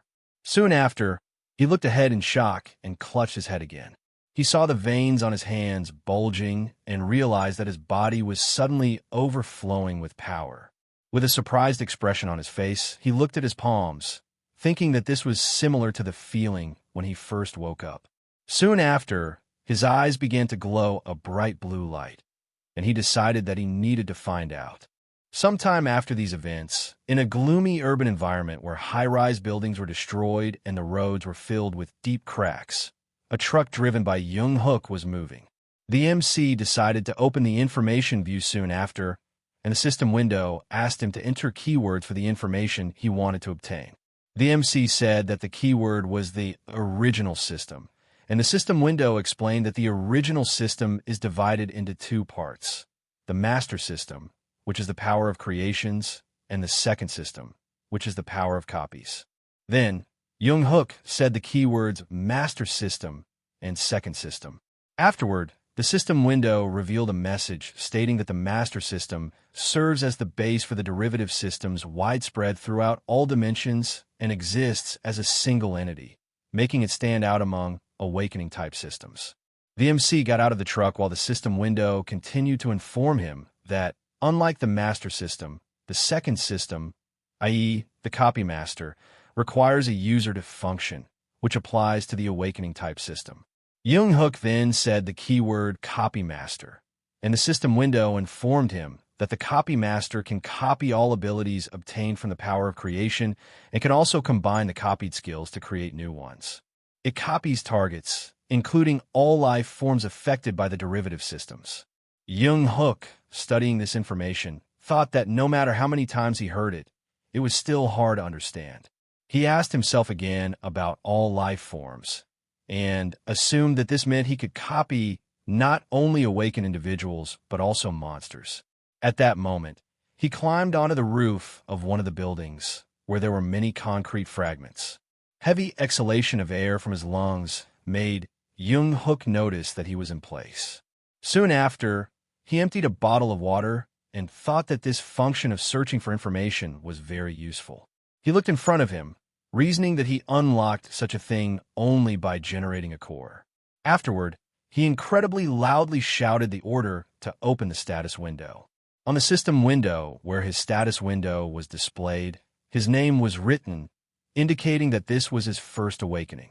His age of 25 and specialties, i.e., being a master of copies, were also indicated. Additionally, this system window indicated that this was the second version of the system, and his characteristics were as follows. Strength was 20, with another 100 points added. Endurance was 27 points, with another 100 points added. Speed was 35, with another 100 points added. Durability was 20, with 100 added. Agility was 14, with 100 added. The additional points were equal to 50. The attack power was 100, with the addition of 1,000. The defense power was also equal to 100, with the addition of 1,000. And the vitality was equal to 15,000, with the addition of 10,000. On the system window where the power was indicated, it was written that it was initially equal to 5,000, to which 7,000 and 20,000 were added, and it was restored by 1 per second. In the status window, it was also written that his core was at the first level, 0% experience, and the recharge points increased by 20,000, while the skill consumption was reduced by 10%, and the efficiency of the skills increased by 20%. Additionally, on the system window, it was written that the search for information was available in accordance with the class, and an increase in level was possible through the absorption of the core. Looking at this extensive description of his statuses, Junhyuk thought that there were also changes in his status window. He turned his attention to the characteristics and realized that characteristics had been added that were not there before. He paid attention to the option to add hundreds of points to all characteristics from the Twilight Bracelet that was also used, and decided that this was a huge increase in his skills. Then, he paid attention to the characteristics of the core and thought that if the recharge points mean what he thinks, then these determine the additional power that he can use when he exhausts the main one. After that, Junhyuk looked at the Twilight Bracelet and thought that with the bracelet, this could lead to incredible efficiency. And what is even more unexpected is that all these characteristics are at the first level, and with his training, most likely, these will increase. With a satisfied smile on his face, Junhyuk understood that, in addition, there's always a chance of new characteristics appearing. But suddenly, his reasoning was interrupted by a loud, frightening roar. The MC looked ahead with a surprised expression and then ran to the edge of the roof, where he could see a huge monster walking in the middle of the road. The MC suddenly used the map ability and, while studying the terrain layout, thought that, as expected, there was nothing alive nearby, and this was the perfect place for a test. Soon after these events, accompanied by a menacing roar, the monster walked along a deserted street. The MC stood in the middle of this street, right in front of the monster, thereby causing this creature to be surprised. The MC tightly clenched his fists, confidently looked ahead, and then used weapon enhancement. The system window asked him to choose a weapon type from the proposed ones: sword, dagger, spear, short spear, long bow, crossbow, mace, axe. The monster opened its mouth wide and began to roar menacingly, and then abruptly rushed to attack Junhyuk. Junhyuk decided to summon a long bow, and soon after, bright magical energy began to thicken in his hand. Smiling, Junhyuk looked at this, realizing that now he was beginning to understand why that guy, Park Kong-ho, was so strong. Looking at the rapidly approaching monster, Jun had put his bow in front of him and then fired a shot. A bright clot of magical energy hit the monster in the head. The MC gave commands, rapid fire, and critical shot. Clots of magical energy were rapidly directed towards the monster. Junhyuk understood that not only the core, but also everything else had grown to the maximum. Multiple projectiles synchronously flew into the head of the enraged monster, who began to scream frighteningly. After that, the monster suddenly staggered, and Junhyuk, catching this moment, began to approach forward, shouting, "Weapon enhancement." He jumped high into the air and ordered to switch to a long sword, after which another form began to thicken in his hand. With a smile on his face, Junhyuk understood that this meant that if he completely inherited Park Kong-ho's abilities, jumping high into the air and clutching a voluminous sword in his hand, Junhyuk assumed that this meant that he had become as strong as Park Kong-ho. With a sweeping motion of his hand, Junhyuk made a wide strike with a long sword. Soon after these events, many bright particles rose into the air from the body of the defeated monster. The MC, breathing heavily after the fight, looked at the screen of his phone and then said dissatisfiedly, 1 hour and 20 minutes. Frowning, Junhyuk realized that this was too slow and, considering that there were other monsters nearby, he needed to reduce the time to 30 minutes. Suddenly, the phone in his hand vibrated, and looking at the screen, Junhyuk discovered that he was receiving a call from the Awakened Association. He looked at the phone in surprise and asked, "Are they calling him at such a time?" Accepting the call and holding the phone to her ear, a girl named Kim Ji from the reception addressed him. Junhyuk answered her confusedly, after which Ji said that she called in case he was not sleeping. Then she asked him if it was convenient for him to talk. Junhyuk hesitantly confirmed this, explaining that he had something to do, after which he asked what it was. Ji informed him that they had received an unexpected message from the secretary's office. At that moment, another huge monster appeared behind Junhyuk and began to growl frighteningly. Ji continued to say that the president of the association wanted to meet him in person. The MC asked again, "The president today?" Ju confirmed this and asked Junhyuk what time would be convenient for him. In response, Junhyuk said that he would first like to know the president's working hours, to which Ji replied that he starts work at 7 a.m. In response, Junhyuk suggested setting up a meeting for 7 a.m. Ji asked him again in surprise, after which he noted that it was already 6:20 a.m. MC, concentratedly looking at the rapidly approaching, coring, formidable monster, said that he would be there in half an hour, and Ji confusedly agreed with this. When Junhyuk finished the call, he confidently looked at the monster who rushed to attack, waving his paws. Putting a shield in front of him, Junhyuk applied a stunning imposition. Shortly after, the monster staggered back. Taking advantage of the moment, Junhyuk began to rapidly approach, and, with brightly glowing eyes and putting a shield in front of him, he menacingly shouted, "Flash!" A cloud of bright energy began to rapidly move forward, and Junhyuk, in an instant, found himself behind the monster's head. Afterward, Junhyuk pressed his hand to the monster's skin, and the system window asked him if he wanted to copy the skill of a low-class soldier of the Bargo's job. Junhyuk abruptly jumped off the monster and answered the system window's question affirmatively. Shortly after, he landed on the asphalt, and the system window notified him that the copy was completed. After that, Junhyuk ordered the subspace to open, and the system window reported that a C-class core had been detected. MC stuck his hand inside this space, and then, taking the crystal in his hand, the system window asked him if he wanted to absorb it to raise his own core level. With a smile on his face, Junhyuk confirmed this, and the system window reported that the absorption of a C-class core had begun. After that, abundant energy began to surround Junhyuk's body. With a serious expression on his face, staring intently ahead, Junhyuk asked if he raised the core level, how much time would he be able to save? Soon after, the system window repeatedly notified Junhyuk that the core level had been raised. At this time, the monster was rapidly approaching Junhyuk, waving its paws. Sometime after these events, when a morning came near the skyscrapers, Junhyuk came out of the teleport and, taking the phone in his hand, said that at this rate, he could significantly reduce the time until his second awakening. Looking at the phone screen, he found that at the moment, the time was 5 minutes to 7 a.m. Suddenly, his stomach made a painful sound, pressing his hand to his stomach. Junhyuk guessed that he overdid it, and now he was dying of hunger. After a while, he and Ji were going up the elevator. He opened his system window and decided to check the details of the skill that he copied from Xeris. He found that the universal passive skill of the low-class soldiers of the Bargos race was copied, which increases attack power by 10% and increases defense by 10%, and low-class soldiers of the same race recognize it as one of their own. The universal skill must be registered in the skill column to use. Looking at this information, Junhyuk asked himself again, what does it mean that low-class soldiers of the same race recognize him as one of their own?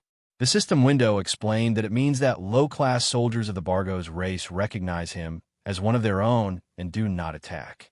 However, this does not apply to high-class soldiers.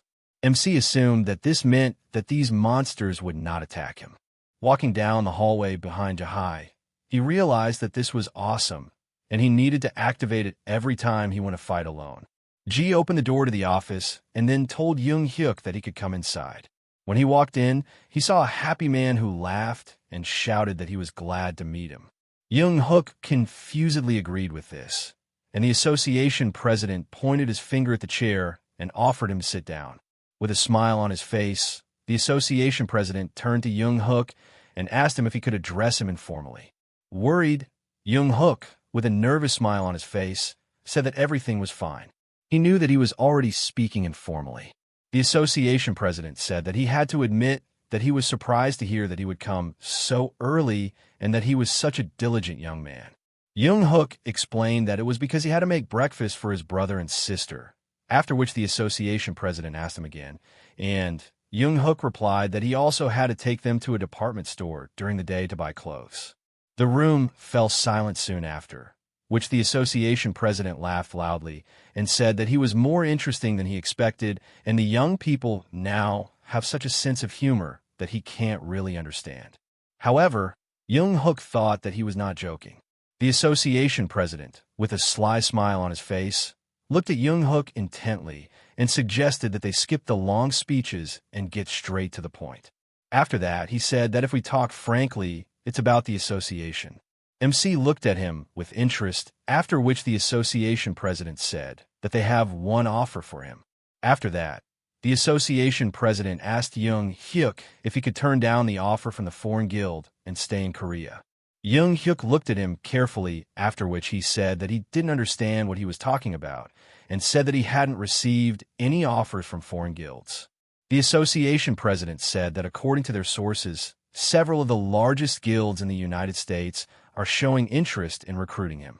MC asked again, guild from the United States?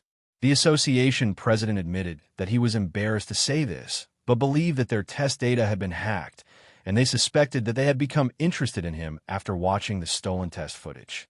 MC assumed that there had been some misunderstanding, after which he asked if they even knew what class he was. The association president confirmed this, after which Junhyuk asked if even the largest guild in the United States was taking action. Junhyuk then began to ask if C-Class was really that impressive. Junhyuk noted that he was still only a person who had awakened once. With a smile on his face, the association president asked him if he knew the class of most people who had awakened for the second time. The association president then explained that it was C-Class.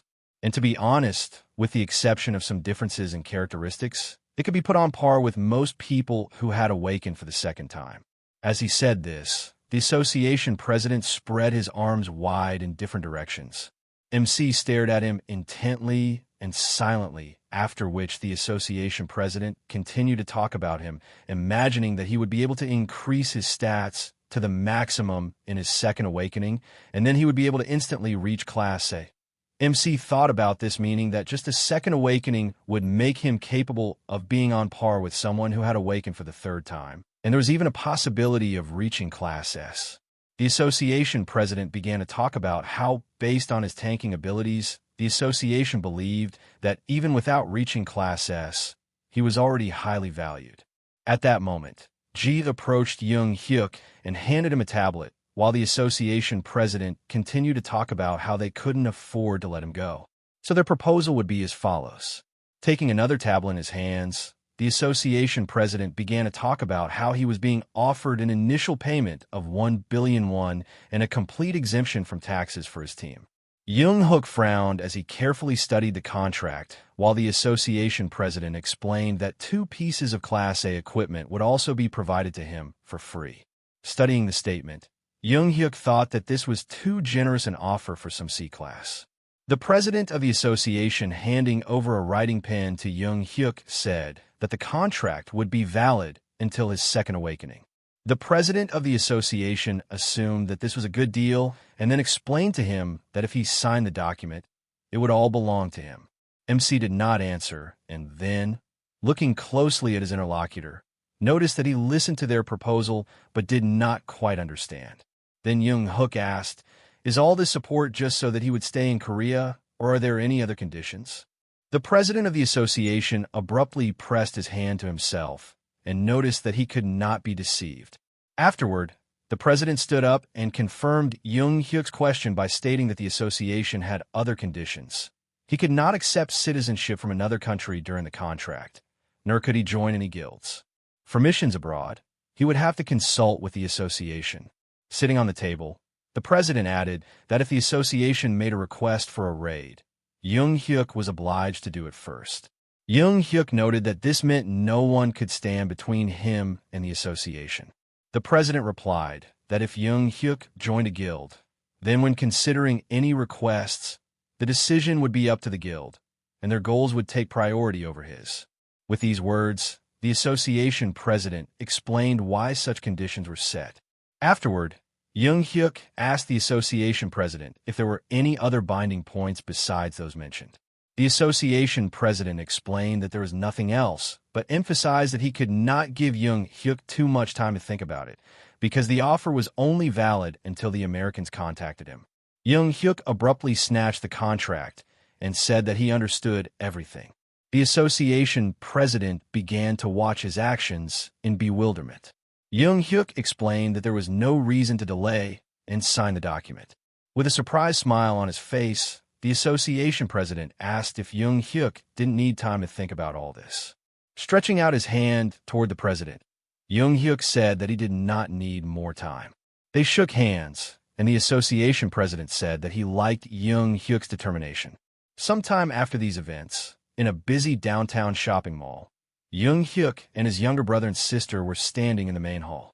Unchul was shouting happily, thrilled that they were in a department store. The children looked around with surprised expressions on their faces. Then Unchul pointed at the men's clothing section and asked his brother if he could look around there. Unjong asked Unchul not to make noise because otherwise they would get scolded. However, Junhyuk encouraged them to stop just looking and advised them to choose something they liked. Unjong asked him again, with a surprised expression, if she could really take whatever she wanted. Unkali asked if he could only choose 2 of each item. With a smile on his face, Junhyuk explained that they could take not only 2, but even 10 if they wanted, so he advised them to take whatever they liked. Unjang and Unchul were very happy about this and started having fun, shouting that they would take everything. Looking at the children looking through the items, Junhyuk thought that things had been turning out unexpectedly lately, and he was worried about the future difficulties that would come. With a smile on his face, he was thinking about what would happen once the rookie protection period ended. Suddenly, Unjung, who was showing off a dress, asked her brother, "What about this?" Unchul advised her to take it because it was very beautiful. Jungha continued to think that joining the association was not burdensome, and the only mandatory point was a ban on moving to other countries and joining guilds. Everything else was just recommendations. So this was a good deal overall. Suddenly, a female consultant approached Yunjang and told her that they were not allowed to touch the clothes on display.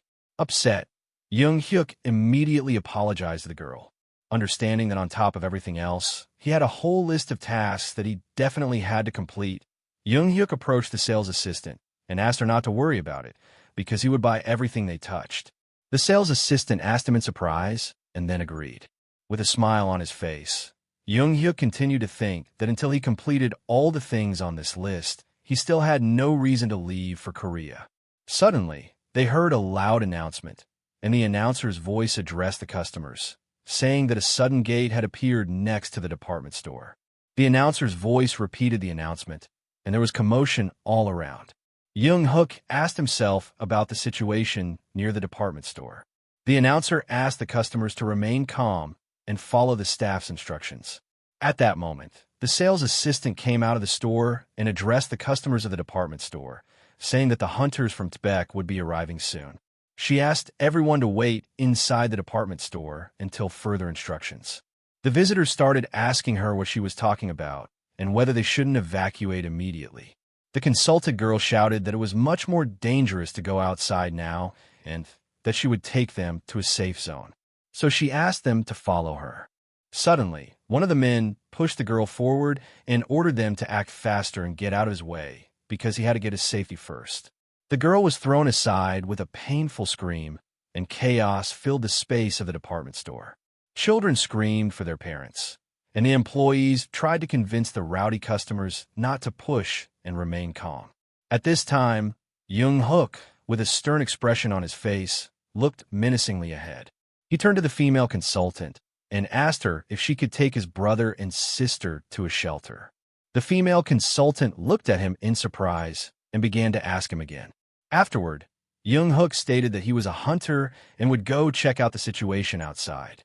So he again asked her to take the children to a safe place. In genuine bewilderment, with her eyes and mouth wide open, the girl asked him again. Unjang grabbed Junhyuk by his clothes and, with a worried expression, asked if he really needed to go. Then she noticed that they were told not to go outside because it was dangerous. At this time, Junhyuk realized that the real danger was the department store. If he remembered correctly, there were 5D-class monsters nearby. Junhyuk remembered that on that day, monsters were chasing people who were hiding in a department store in his past life. The city newspapers wrote that monsters had entered the Central University and there were many victims. Junhyuk remembered that as a result of this incident, the building collapsed, and then he had no reason to go to the department store, so he treated it as someone else's story. Tightly clenching his fists from tension, Junhyuk asked himself, who would have thought that this would happen today? Then Junhyuk turned to his sister and asked her to take care of her brother. Yin wanted to say something to him, but Junhyuk thought that if he was here alone, he would not slow down, but there was no guarantee that he would be able to get out safely with his brother and sister. Junhyuk walked in the opposite direction, leaving the consultant girl with his brother and sister. Unchul, holding out his hand towards his brother as he left, loudly shouted that he also wanted to go with him and asked him to take him. With a menacing expression, Junhyuk walked away, thinking that the Taebik Guild would not arrive until the building was completely destroyed. So he only had one option until that guild arrived. With a tense expression, he realized that he had to stand firm. There was a riot going on outside, and several huge monsters were roaring menacingly as they walked along the streets. A crowd of frightened people were running away in the direction of the buildings while screaming loudly. The police were trying to coordinate the actions of the frightened people, asking them to take refuge in the department store because there should be a shelter there. There were screams in the crowd complaining of pain and asking not to push, while another voice was ordering those walking in front not to linger. Everyone was screaming loudly and pushing, trying to break into the department store as quickly as possible. Huge monsters, the size of multi-story buildings, came out onto the busy street where hundreds of people were trying to run into the building. One of the monsters bared its teeth, and all the menacing monsters turned around hysterically. People were shouting loudly, asking what was this. One of the people shouted that the monster was looking in their direction, after which someone shouted that it was dangerous and that the monsters were heading this way. Among the frightened crowd, only Junhyuk with a stern expression, confidently looked ahead. He stood unwaveringly in place, while everyone else was running around him hysterically. Suddenly, someone's voice asked, cursing, when the hunters would arrive. While people continued to run into the building, Junhyuk stood on the street, blocking the path to the people from the rapidly approaching monsters. Confidently looking ahead, Junhyuk ordered the subspace to open. Soon after, he stuck his hand into the glowing magical space and switched most of his skills to tank skills. Suddenly, one of the monsters began to roar loudly, opening its mouth wide. Holding the shield in his hand, Junhyuk thought that if at least one monster could break through, his sister and brother would be in danger. So, he would gather all 5 and deal with them all at once. Bending over and pressing his feet more firmly into the ground, Junhyuk abruptly used acceleration and rushed forward with a jerking movement. A message appeared on the system window stating that the universal acceleration skill, which is active and maximum, deceives opponents with accelerated movements and also confuses opponents. This universal skill adds 200% to movement speed, as well as 200% to attack speed, and the same amount to reaction speed. Putting the shield in front of him, Junhyuk struck the leg of one of the monsters, who immediately began to scream loudly. At incredible speed, Junhyuk moved from one monster to another in an instant, after which he abruptly broke the asphalt and looked carefully in front of him. Each of the monsters angrily turned in his direction. Junhyuk held his hand out in front of him and began to make an inviting gesture, insulting the monsters and inviting them to come to him. The angry monsters headed towards him, waving their huge paws. The highway was filled with car horns. The traffic jam was so dense that it was practically not moving. Inside the black minivan, Diso cursed and asked why the hunting car was so slow. Then he began to ask irritably what the problem was and why they couldn't get out of there. The driver explained to him that the roads were blocked by cars of those trying to escape from what was happening, and the police were working to clean up, but it would take time. Diso cursed sharply, and with a tense expression noticed that every second counted for them. And here, suddenly, someone started to pat him on the shoulder. It was Hwan-woo, who showed Diso the phone screen, asking him to calm down and look at it. Diso looked at the phone screen and saw footage from the scene of the incident where several huge monsters were visible, with which one small man with a shield was fighting. The cameraman demonstrating what was happening shouted that someone was fighting 5 D-class monsters alone while being just a tank. Then the cameraman expressively asked if his viewers could believe it. Diso looked at it thoughtfully. Soon after, Hwan-woo asked if he was fighting 1 against 5. Smiling, Hwan-woo asked who the hell he was. Diso's mind flashed back to Junhyuk with an uncertain smile on his face, saying that he was his fan and that it was an honor to meet him. Now, Diso was confusedly telling him that he knew this guy.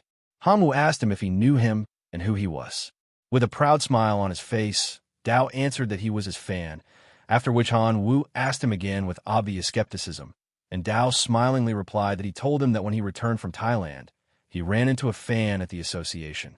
Diso tried to remember his name shortly after hearing the cameraman filming Junhyuk's video state that he was seriously risking his own life filming this. And if this tank died, then he would die too.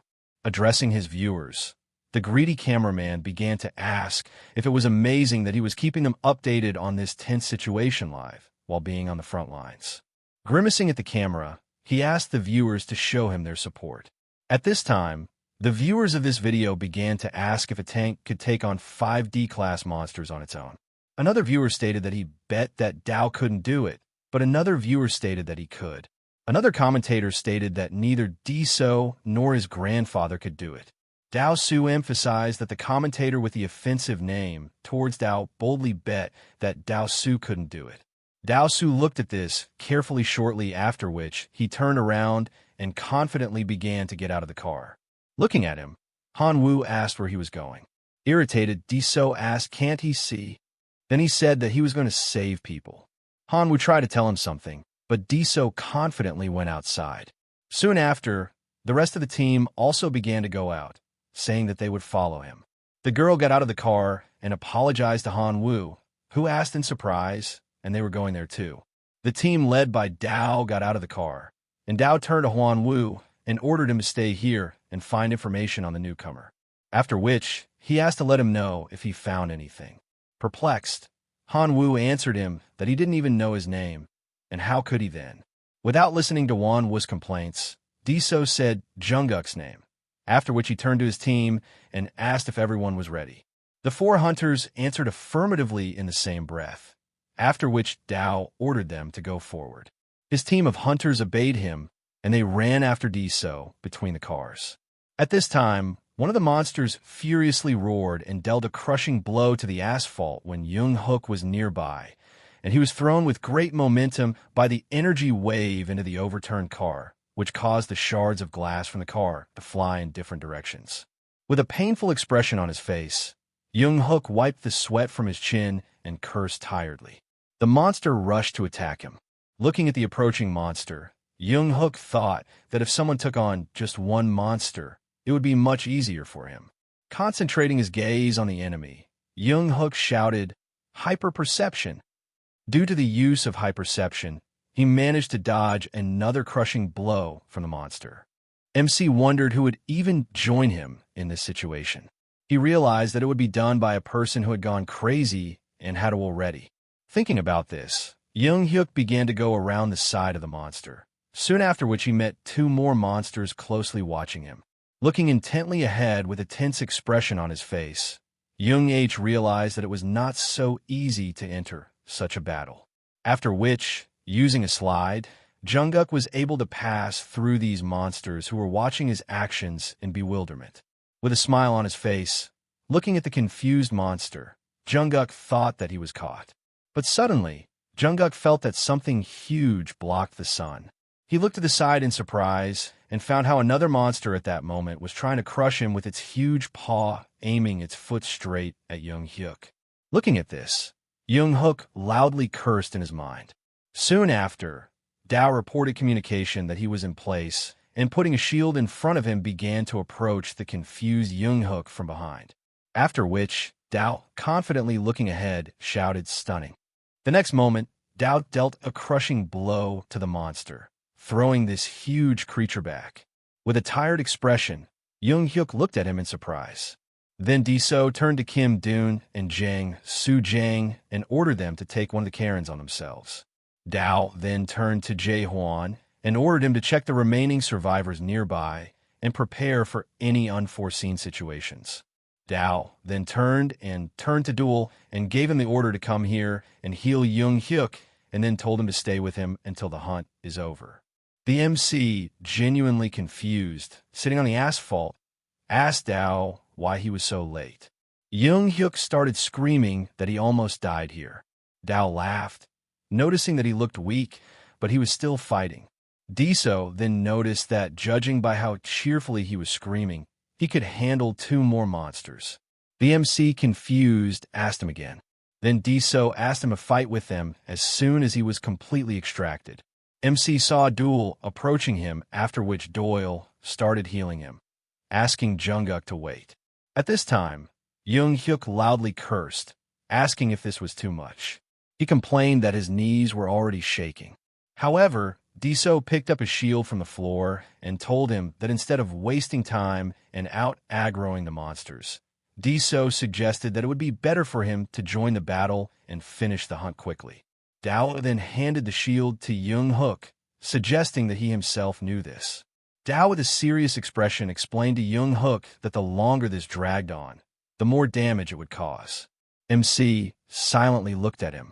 Shortly after, they were distracted by the fact that the Karen that was knocked to the ground began to move again.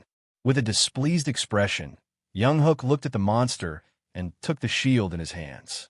After which, he stood with Diso and noted that at least now it seemed to him that it would be easier for them. They stood next to each other waiting for the monster approaching them. A crowd of people were sitting in a warehouse under the roar of the ongoing battle with huge monsters underground. A message was coming from the phone that the review of what was happening was ongoing. 2 guys were listening through the phone as the operator said that the hunters from the Tebet Guild had been fighting on the spot for about 3 hours, but so far not a single Karkan had been defeated. The roar of the battle reached the place where the visitors of the department store were hiding. Unjun was sitting next to the girl consultant from the store and listened to the operator say that the hunters were truly fighting desperately, but the situation did not look good. The girl from the store turned to Unyoung, patting her on the shoulder, and asked how she was feeling. Unjun, with a worried expression on her face, replied that she was scared. After which, Unchul, turning to his sister, asked her not to worry and explained to her that she just needed to wait a little longer, and then their brother and the hunters would defeat these monsters. Junhyuk fearfully turned to her brother, asking if everything would be okay. Unchul confirmed this, noting that he was a tank. However, he didn't have time to say this, because he suddenly heard the operator shout out that they had urgent news. In-young and In-chul turned towards the voice with interested expressions on their faces, after which the operator shouted out that one Karen had finally fallen. The guys who were watching the broadcast began to joyfully shout that they did it and that it was great. The operator continued to say that this was the very moment when the efforts of the hunters risking their lives paid off. Yin-young and Yin-cho listened to this with smiles on their faces. After which, Unkal went forward and Yin-young asked him what was wrong. In-chul answered her that he also wanted to take a look. She tried to stop him, but In-chul went forward. At this time, two guys were watching the video and listening to the cameraman say that while he was talking, another Karkin was destroyed, and now only 3 monsters were left. The two guys were happy and started shouting happily while the cameraman was talking about how many messages of support were coming from all over the world from viewers watching this broadcast. One of the guys shouted out that this is exactly what was expected from the Take Guild, which is the best guild in Korea, and now they are saved. Another guy pointed his finger at the screen and asked, who is the tank he has never seen before? The guy shouted out that this guy held off 5 monsters for almost an hour by himself, and it was incredible. Suddenly, a voice from behind told them that this was their brother. The two guys turned around in surprise to see Unchul, who proudly raised his hands up shouting that he was their brother. When the sun had already set, the battle was still going on, and Junhyuk, sharply moving from side to side, continued to maneuver. Khan was kneeling in the center of the street. One of the hunters jumped high with a shield on which there were blades and delivered a sharp blow, thereby decapitating the monster. It was already the 7th hour of the hunt, and the guy speaking through the means of communication exhaled heavily from his lungs and said, "Is it really over?" The voice from his earpiece joyfully shouted that it finally happened, and they were all great. Junhyuk looked ahead with exhaustion, wiping beads of sweat from his face, after which he fell powerlessly onto the asphalt, spreading his limbs in different directions. He said that he had a feeling as if he was going to die now. Diso, who was standing next to him, said that it was a good job, after which Junhyuk asked him again and said that he just wanted to pass out and fall asleep. Diso looked at him with a surprised expression on his face and admitted that he doubted it. But then he asked him, "It was him, right?" Junhyuk asked him again, in surprise, after which Dao explained that he was the person who had awakened for the first time and had received the highest possible C class by unanimous decision of the judges. Junhyuk stood up from the asphalt in surprise and continued listening to Diso, who asked him if he was unusual. After that, they looked at each other in silence for a while, and Junhyuk asked him what that meant. However, he was not destined to find out now, because suddenly he heard someone loudly address him from behind as a brother. Junhyuk turned around abruptly and saw that there was a huge crowd of people standing behind him, and in front of him were his happy younger brother and sister, as well as a saleswoman from the store. Junhyuk loudly began to shout the names of his brother and sister, after which they ran up to him, and Junhyuk began to ask them if they were okay and if they were hurt anywhere. They all hugged each other, and Yunil shouted that everything was okay and that he was protecting his sister. With a happy expression, Junhyuk asked him again and then told him how great he was. Dao, who was watching all this, heard a message from Huan Wu, who told him that he had searched for information on him as he had asked. And this guy, with a slight smile on his face, Diso, looked at the family reunion and then ordered Huan Wu to forget about it. Huan Wu asked him again in surprise, and Dao explained that there was no need to find out anything. Looking at Junhyuk's happy face, he decided to stop investigating. Junhyuk then suggested to his siblings to go home and order chicken for dinner. Unchul happily asked him again, after which Unyoung pointed out that she wanted pork stomach. In that case, Junhyuk with a smile on his face suggested that they have both, after which he asked if they liked it. The children cried happily, after which the saleswoman turned to Junhyuk with uncertainty. She thanked him for his hard work and explained that if it weren't for him, she and her co-workers would have died. The MC stood in front of her and explained that he should be thanking her for looking after his siblings. The saleswoman explained that she should be thanking him, after which they hugged, and the saleswoman with tears on her face thanked him again for it. The MC, embarrassed, hugged her and remained silent, after which loud cries began to be heard from the crowd, saying that it was him. Then someone's voice asked, "Isn't that the guy from the news?" In sincere bewilderment, Junhyuk looked ahead and listened to someone's voice shouting that he was incredibly handsome and that he was not only talented but also good-looking. Suddenly, this huge crowd of people began to rejoice around him, shouting that thanks to him their relatives and they were able to survive, and they will now be his fans for the rest of their lives. Being in this jubilant crowd, Junhyuk asked himself, what is happening and how do they know his name?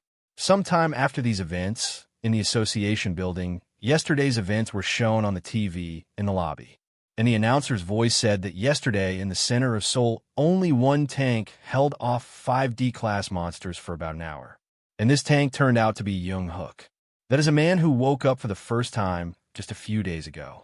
The announcer continued to say that he received the highest possible C-class by a unanimous decision of the judges.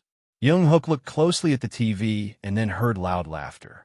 It was the president of the association laughing, explaining to him that for this reason being a celebrity is a real headache. Junhyuk approached the association president and asked him what celebrity. He asked him to stop making fun of him. But the association president suggested that it must be tiring to deal with the sudden fame due to the gate incident. MC sat down opposite the association president and confirmed this, saying that he has been constantly pestered by calls from people trying to recruit him since the morning, and moreover invitations for various interviews have been pouring in from everywhere. But fortunately, the association helped him deal with most of these calls. So now it is bearable. In response to this, the association president, with a smile on his face, said that this is what the association is for and asked him to contact him at any time if he has any more problems. After that, Junhyuk asked the association president why he called him here. The association president explained to him that in fact, the state and everyone else are talking about registering him as special. Junhyuk looked at him carefully and then said special registration. The association president explained that if we are being honest, special ones are those who break the accepted class rules with something extraordinary, and that does not necessarily mean that they are stronger than S-class, and asked Junhyuk to think of them as mutants. The association president then explained that because of this, unlike other awakened ones, there is no legal requirement for them to register. MC asked him again if this means that he does not need to register. The association president explained that it is not necessary. However, if he does register as special, he will receive significant support from the government. In response, Junhyuk noted that as he heard you need to go to the United States to register as special. After which he asked if this is really true. The association president confirmed this assumption and explained that in addition, the registration process itself is incredibly strict and many applied. However, only 3 were officially registered, and it is not an easy path. With a thoughtful expression on his face, Junhyuk said that he will think about it, after which he noted that if he was alone, he would not mind. However, he cannot leave Korea because of his brother and sister. With a smile on his face, the association president agreed to this and suggested that they leave it for now. Then he began to talk about his contract with the association. The association president explained that they had decided to increase the level of support they were giving him. MC asked him again, in surprise, increase? Then he asked if the contract hadn't already been signed.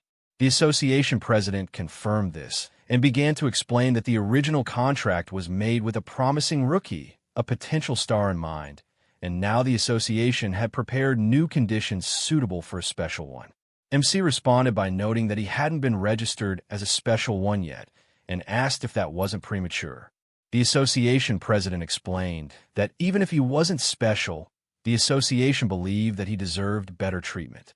Then the association president asked who else could take on 5D class monsters. Then he said that the support fund would be increased from $1 billion to $5 billion, and the tax exemption would remain in effect. Also, the association president announced that the amount of A-class equipment would be increased from 2 to 5. And in addition to that, they would provide him with first-class hunting cars for free. With a surprised expression on his face, Junhyuk looked ahead and asked if the support had increased, would the conditions also become more expensive? The association president explained that this was not the case, and the conditions would remain exactly the same. With a thoughtful expression on his face, Junhyuk asks doubtfully if this was really the case. The association president, looking at his face, asked if he was not satisfied with the conditions. Junhyuk explained that he was more than satisfied with the conditions, and then began talking about the car. MC asked the association president if he could get it today. Shortly after these events, Junhyuk was driving his white SUV along the city highway with the roar of his new engine. On the backseat was a business card from Dow, and Dow's voice came from the phone and introduced himself as a tank of the Tib Guild. Junhyuk was driving a new SUV while wearing sunglasses and was talking to Dow through his earpiece, greeting him and introducing himself as his biggest and only fan. Dao Su happily shouted out Junhyuk. Junhyuk noticed that he told him to call him if he needed help, so he asked if that was true. Dao laughed and confirmed it, and asked what kind of help he needed. Junhyuk said that it wasn't really help and that he just wanted to meet him if he had time. Dao asked him again and said that he was free anytime. The MC asked if that was true, and then with a smile on his face asked, "How about meeting right now?" He then opened a subspace and put his hand inside it, and heard Diso ask in surprise right now. Junhyuk said that it would take him about 10 minutes to get there. Shortly after, he took out a card from the magical space. Dao asked him what was the matter. Sometime before these events, Junhyuk was looking at these cards that were lying on his tee and said that the blessing of the Chiron and the Mountain Rift were too valuable to sell. Then he tried to use the Mountain Rift, but failed to do so because the user's class did not match the skill type, so it could not be purchased. Currently, looking at the card, Junhyuk asked Dao what his plans were, and didn't this whole incident with the lessons distract everyone's attention from him? Diso asked him, so what? Junhyuk replied that he had prepared a small gift for him who saved his life. Dao asked him again, after which Junhyuk told him that this was not just a gift, but a tank skill card called the Mountain Rift. In sincere bewilderment, Diso screamed in surprise, asking Mountain Rift? And then Diso asked him again, is he talking about a skill card that only has 9 copies around the world? Junhyuk confirmed this by saying that it is a tank skill that depending on how he uses it can deal more damage than an attacker, and it is classified as the most desired skill among tanks. In a state of shock, Diso said that this is crazy. After which Junhyuk explained that it seemed to him that it would be better for him, the number 1 tank in Korea, to use this card instead of him, the low-level First Awakener. After this, Junhyuk noted that if he is interested, he is ready to sell him this card at a fair price. Diso is still in shock, saying that this is nonsense, and he is offering him the most desired tank skill solely out of fanatical devotion. With a smile on his face, Junhyuk told him that in return he only wants to ask him for one favor. After Diso asked what kind of favor he wanted to ask him for, Junhyuk said that when he mastered the skill, they would shake hands. Shortly after these events, Junhyuk arrived at the building where the Tibet Guild was located. MC Dao and Huan Wu were sitting in a room opposite each other. MC placed the card on the table, and Diso shouted with a surprised expression that the card was indeed real. Junhyuk said that he found out it was worth about 40 billion. Then he noted that if he put it up for auction, he could get more. Han Wu confirmed this by noting that it could bring in at least tens of billions more. Han Wu then asked him, with a business-like expression, however, he was not going to do that and was selling it to them. With skepticism, Han Wu looked closely at Junhyuk and asked him, was he doing this out of fan feelings? Junhyuk answered the question with a question, asking, isn't it up to the seller to decide what to do with the goods? Junhyuk remarked that he had decided so, and since he couldn't use it anyway, he would rather give it to someone he admired than sell it to someone he didn't even know. Wanwoo asked him again. He still couldn't use it. Junhyuk explained that he was a first awakened being, so he couldn't use it, and besides, it wasn't his specialty. After this explanation, Hanwoo and Diso were silent for a while. Then Dao turned to Hanwoo and asked how much free cash they had right now. Hanwoo told him that they had 20 billion, which was exactly half. Dao turned to Junhyuk and asked him if he only took cash. Dao remarked that if he didn't, he would like to exchange it. MC immediately asked him if by exchange he meant equipment or something like that. Soon after these events, they were standing near a tall skyscraper. MC looked at it in surprise and asked, "A real mansion?" Wanwoo told him that he owns several buildings that were purchased for investment purposes, and this is one of those. Wanwoo explained that the building has 3 underground floors and 15 above-ground floors, and the selling price is 42 billion. Then he asked Junhyuk if he was interested, with a surprised expression on his face. Junhyuk looked at the mansion and thought about how everything suddenly turned out like this, and he is now the owner of the building. Diso turned to Junhyuk then with a smile on his face and asked if he liked it. Junhyuk hesitantly answered yes to this. Then Dao noted that in that case they agreed and asked to give him the map. MC handed him the map and mentally asked Diso to just study it here and not waste his time in vain. As soon as Diso received the map, he said, "Mastering the skill mountain split." MC mentally rejoiced at this. Soon after, magical energy began to envelop Dao's body with a smile on his face. Junhyuk looked at this. Soon after, the system window notified Dao Su that he had successfully learned the skill and he could check it in the skill window. MC extended his hand and congratulated him on this, saying that now in Asia, together with the Chinese Wang Yuchong, Dao Su is the only tank hunter who has learned Mountain Split. MC assumed that his position in the Asian top should also grow. But Diso, shaking his hand, replied that the tops mean nothing to him and that he has learned it is enough for him. Smiling, Junhyuk asked him again and then made a copy. With a smile on his face, Diso noted that it seems to him that he needs to be congratulated now because he became the owner of the building at such a young age. Diso asked him what his future plans are. Junhyuk was a little confused and said that he is not sure, and for now, he is thinking of starting to work with a mercenary as he originally planned. Diso asked him again, "A mercenary?" Junhyuk said that at the moment his priority is constant hunting in the beginner zone, and he plans to take as many D-class quests as possible. Diso asked him, well, since he now has a building, does he have more than enough money? Junhyuk replied that even so, the world is unpredictable, and he has a younger brother and sister that he needs to take care of. Recalling the events of his tragic past, Junhyuk said that after losing his parents during the Great Disaster, hard times came, and as a result, his youth was a continuous nightmare. Therefore, he does not want the future of his brother and sister to turn into a nightmare too. Looking at the new high-rise building, he said that he wants to give them a life free from financial difficulties. That is, a life that will be filled with freedom and hope. Diso looked at him silently for a while and then repeated, "A life that is filled with hope." With a serious expression, Diso apologized to him and said that he did not think that was possible.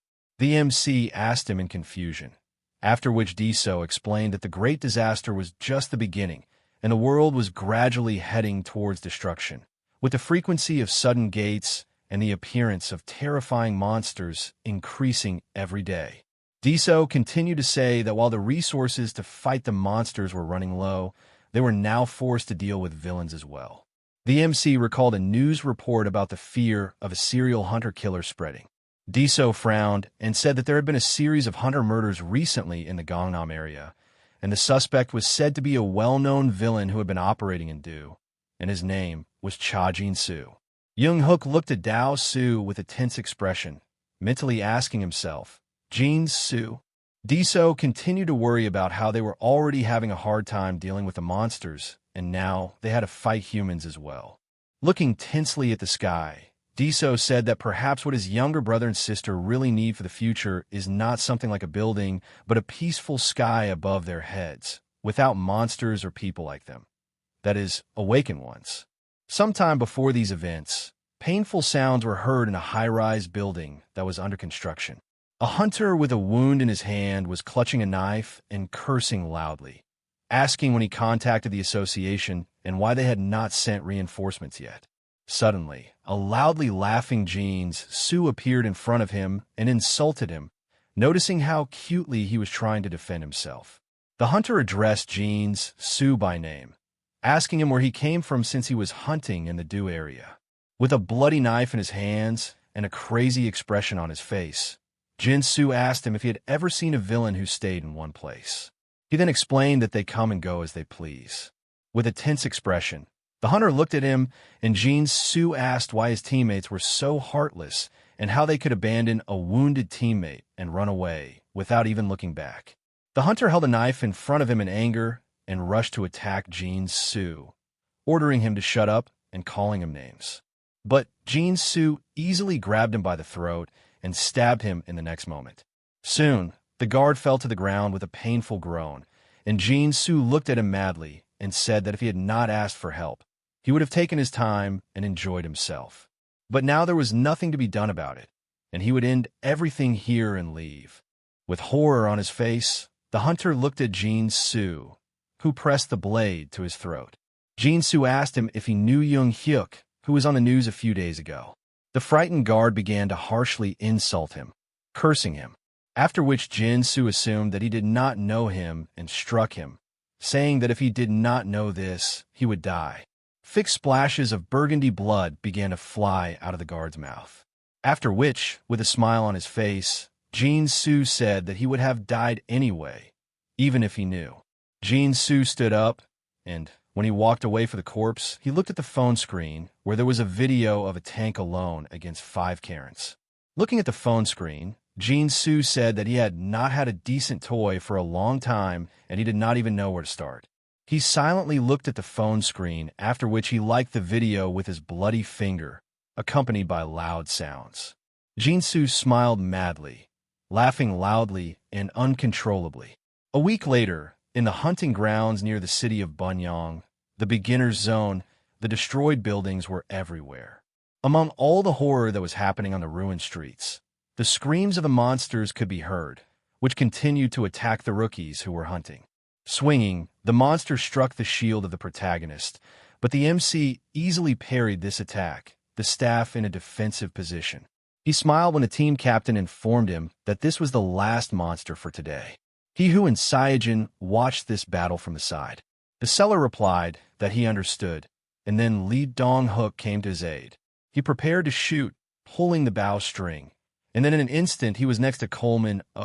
Patted him on the shoulder, shouting at him to block the monster. Coleman accepted the order and then, with a loud shout, rushed to attack, clutching his daggers in his hands. Approaching the enemy close enough, he swung his weapon, putting his hands behind his head, shouting that he was using a powerful blow. It was a unique skill, which the system window immediately reported. Thanks to this skill, the weapon was imbued with a powerful force to deal an attack. At the same time, the skill's damage was 2,500. Being a unique skill, it could be used without registering in the skill deck. Concho Min landed right on the monster, stabbing the weapon into the monster's powerful skin. After which this monster began to explode like fireworks with loud screams becoming positions. The monster was immobilized and frozen in place, opening its toothy mouth. Then one of the protagonist's teammates called him over the radio, and then he, having heard about this, also began to advance. He was told on the radio that now there was only one monster left, so he should stop provoking it and finish it off. At this moment, the MC accepted the order, pushing away the monster's huge arm, causing it to bend unnaturally in the opposite direction. After which team leader Young Jin turned towards So Yajin, telling her that now was her time to act. So Yajin immediately prepared her arrow with a serious expression on her face. Accepting the order, she pointed the weapon towards the crippled monster, and in the next second, she fired the arrow right through the monster's head, leaving a huge hole, and the monster immediately began to crumble, dissolving into thin air like ash. The protagonist thought that it would take 20 minutes to complete this solo, and a team hunt would take 2 hours and 20 minutes. However, he had no choice anyway. People were already calling him unusual from all sides, so he couldn't fully reveal his potential. He put his hand out, touching the ashes that fell from the monster. And at that moment, Sang-jin approached him, who praised Junhyuk and smiled at him. He said that thanks to his provocation, the hunt they had today went much smoother than usual. Junhyuk sheepishly replied that they had nothing to thank him for since they must have been surprised by the unexpected call. But he thanked him for allowing him to join today's hunt. The protagonist awkwardly scratched his neck. But Sang-jin told him that he was indeed a little surprised since just a few days ago, Junhyuk was just a porter, and now he suddenly became unusual and even wanted to work as a mercenary. Sang-jin ironically asked him, did he borrow money from loan sharks or something? The MC answered him with a smile that it was not like that at all since, in fact, someday in the future, he wanted to establish his own guild. He scratched his cheek again in embarrassment. Sang-jin asked him about it in surprise. Then the protagonist answered with all seriousness and understanding that he didn't have any idea how to do it yet, nor did he have enough experience. He said that since Sang-jin had a lot of experience as a team leader, he wanted to learn from him. Yang-jin moved his eyebrows to the bridge of his nose, immediately becoming serious. He said that a guild and a team, roughly speaking, were different things, but in terms of organizing and managing a group, it had similarities. He lowered his head down, thinking. They both fell silent for a while, but then Sang-jin spoke again, asking Junhyuk how he felt about it. He asked him why he didn't take over the leadership of their team. The protagonist's gaze widened in surprise. He asked Sang-jin, what is he talking about? Sang-jin responded with a smile, saying that he was the leader for now, but he couldn't do it anymore since he was planning to graduate from the newbie zone soon. The protagonist looked at him in surprise, asking about it again, to which Sang-jin responded that he couldn't stay in the newbie zone forever. So he thought the MC was the right person for this. Yang-jin was serious. He said that it might not be a guild, but Junhyuk would be able to gain a lot of experience. The MC tried to object, saying that he wasn't qualified at all. But at that moment, Hisu approached them, smiling, saying that up until now, Tank had always been the leader of their team. And the last time, it was thanks to Junhyuk that they avoided death during the hunt. She said that they all owed him their lives, so he was more than qualified. At that moment, Coleman also came up to them and threw his arm over the protagonist's shoulder, smiling and saying that he also agreed with it, because even today, thanks to Junhyuk's provocation management, they caught 3 monsters while the others only managed to catch 2. He said that they were making a lot of money, and their second awakening was getting closer. So the MC was their lucky charm.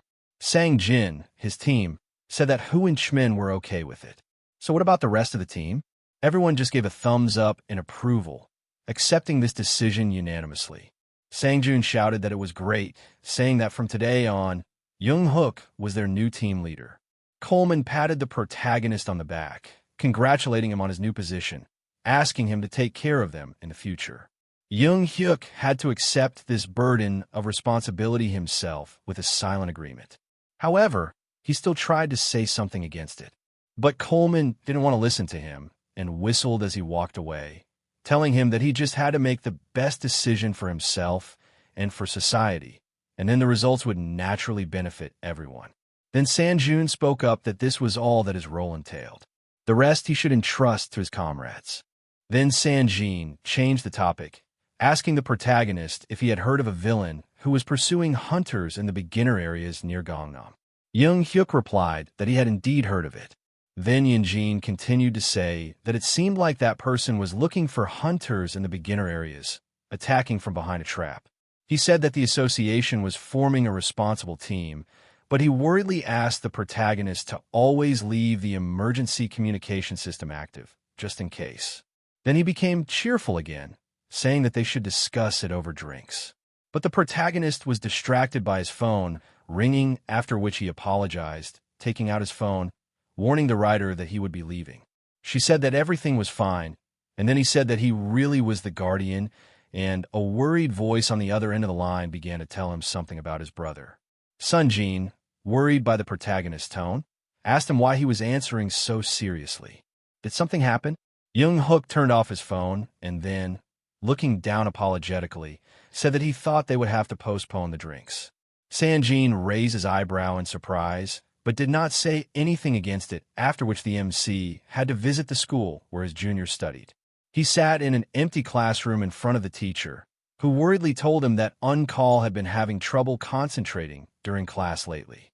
She also said that he often fights with his friends. Junhyuk listened to her with a serious expression in silence, as she continued to say that it had only gotten worse the past few days. That's why she contacted him. The MC asked in surprise, "Is it his brother who fights?" The teacher then went on to say that it's not just On-Chul. Kids his age often start with minor arguments. However, it escalates into physical fights, but On-Chul's case, in her opinion, seems a little more serious. The MC was surprised by her worried tone. Then she went on to say that the reason On-Call fights is because he says he wants to be strong like his older brother. The protagonist's eyes widened in surprise. He asked in confusion, "How is that possible?" The teacher replied that On-Chul had been saying that he wanted to become strong and awaken as a tank like his brother, and harsh scolding and warnings weren't working on him at all. So she turned to him seriously, asking if she could ask him for something. She smiled and said that she wasn't sure if he knew, but they occasionally asked parents to volunteer as temporary teachers. Junhyuk listened attentively in silence, as she said that instead, she thought it would be great if he, the hunter Junhyuk, could briefly explain what being a hunter was like and share a few stories about fighting monsters. MC chuckled thoughtfully, asking if he was really required to be a temporary teacher. To which the teacher replied that he shouldn't feel too burdened because the children were now very interested in the profession of a hunter. So he just needed to tell them about how difficult this profession was, how reality differs from television representations, and what dangers it may conceal. Also, the children could have a good time. The protagonist thought about it. After which, after a few more minutes of discussion, he left the classroom where his younger brother was sitting in the hallway, his legs tucked up. He looked at On-Chul silently, peering into his face. On-Chul stood up, apologizing guiltily to Junhyuk, saying that he was wrong. Then the protagonist asked him why he fought, telling that he shared with his classmates that the tank on TV was his older brother, but the kids didn't believe him. They called him a liar and said that it was impossible for someone like him to have a brother like that. So he couldn't take it anymore and started fighting. Yunul's gaze was full of guilt, and the MC extended his hand to his side, causing Yun-Chul to flinch in surprise. He stroked his younger brother's hair, asking, "Is he really that upset about something like that?" He told Yunul to bring his friends later, and he would buy them something cool. A smile spread across the protagonist's face, and Yunul cried with a feeling of gratitude and happiness. Looking at his brother, he hugged the MC, holding him as close as possible, and Junhyuk's face was filled with worry. That evening, he found himself on one of the rooftops of the still surviving part of the city. He stood there thinking that if Yanch in the future decided to become a hunter when he grew up, then he wouldn't be able to stop him even if he wanted to. He clenched his hand into a fist, knowing full well that if he was destined to become a hunter, then sooner or later, he would become one. That's how he became a villain. Junhyuk remembered how he had talked to Lee Diso about their future not long ago. He remembered Diso telling him that a life full of hope was unfortunately not something that was possible. The protagonist then raised his eyebrow in surprise, asking Dao what that meant. Lo began to tell him that the great disaster was just the beginning. The world was gradually heading towards destruction. The frequency of sudden gates and the appearance of terrifying monsters was increasing day by day. At this time, their resources to fight these monsters were running low, and now they had to deal with villains as well. Maybe what they really needed for their future wasn't one of those buildings like these. MC thought, looking down. He now knew very well that what they needed was a world without monsters or awakened ones like them. His gaze once again turned to the sleeping city. The neighborhoods were destroyed behind him, and Yungoi ordered the teleportation magic circle to activate. He knew that unfortunately, such a world without monsters and awakened ones would never come. He moved towards the portal and walked inside, ending up next to his car. Junhyuk wondered how long he could protect his brother and sister in this world. He opened the car door and started to get in, thinking that if he died in the next battle with the monster or ended up in jail like that time, it would be hard. He started the car, turning on the headlights, and then pulled out onto the road, starting to head in the direction he needed. Picking up his phone, he thought that eventually his younger siblings would have to find a way to survive on their own. After dialing the number he needed, he waited. Then whose voice was heard on the other end? Junhyuk said that he was calling because he wanted to ask her for a favor. He said that he wanted to know if there were any hunters hunting in Gangnam today. He asked her to check mainly the beginner areas, continuing to head towards the area he needed. The voice on the other end replied that she had checked the information. As Junhyuk drove up to the Gangnam district office, Waiso said that right now, there's a team led by Zhuang Songyang's tank hunting near the intersection of the Gangnam district office. Junhyuk drove to the area, turning off the car, thinking that it was not far from there. Hisu asked if she could ask why he needed this information. Junap told her that it was nothing special.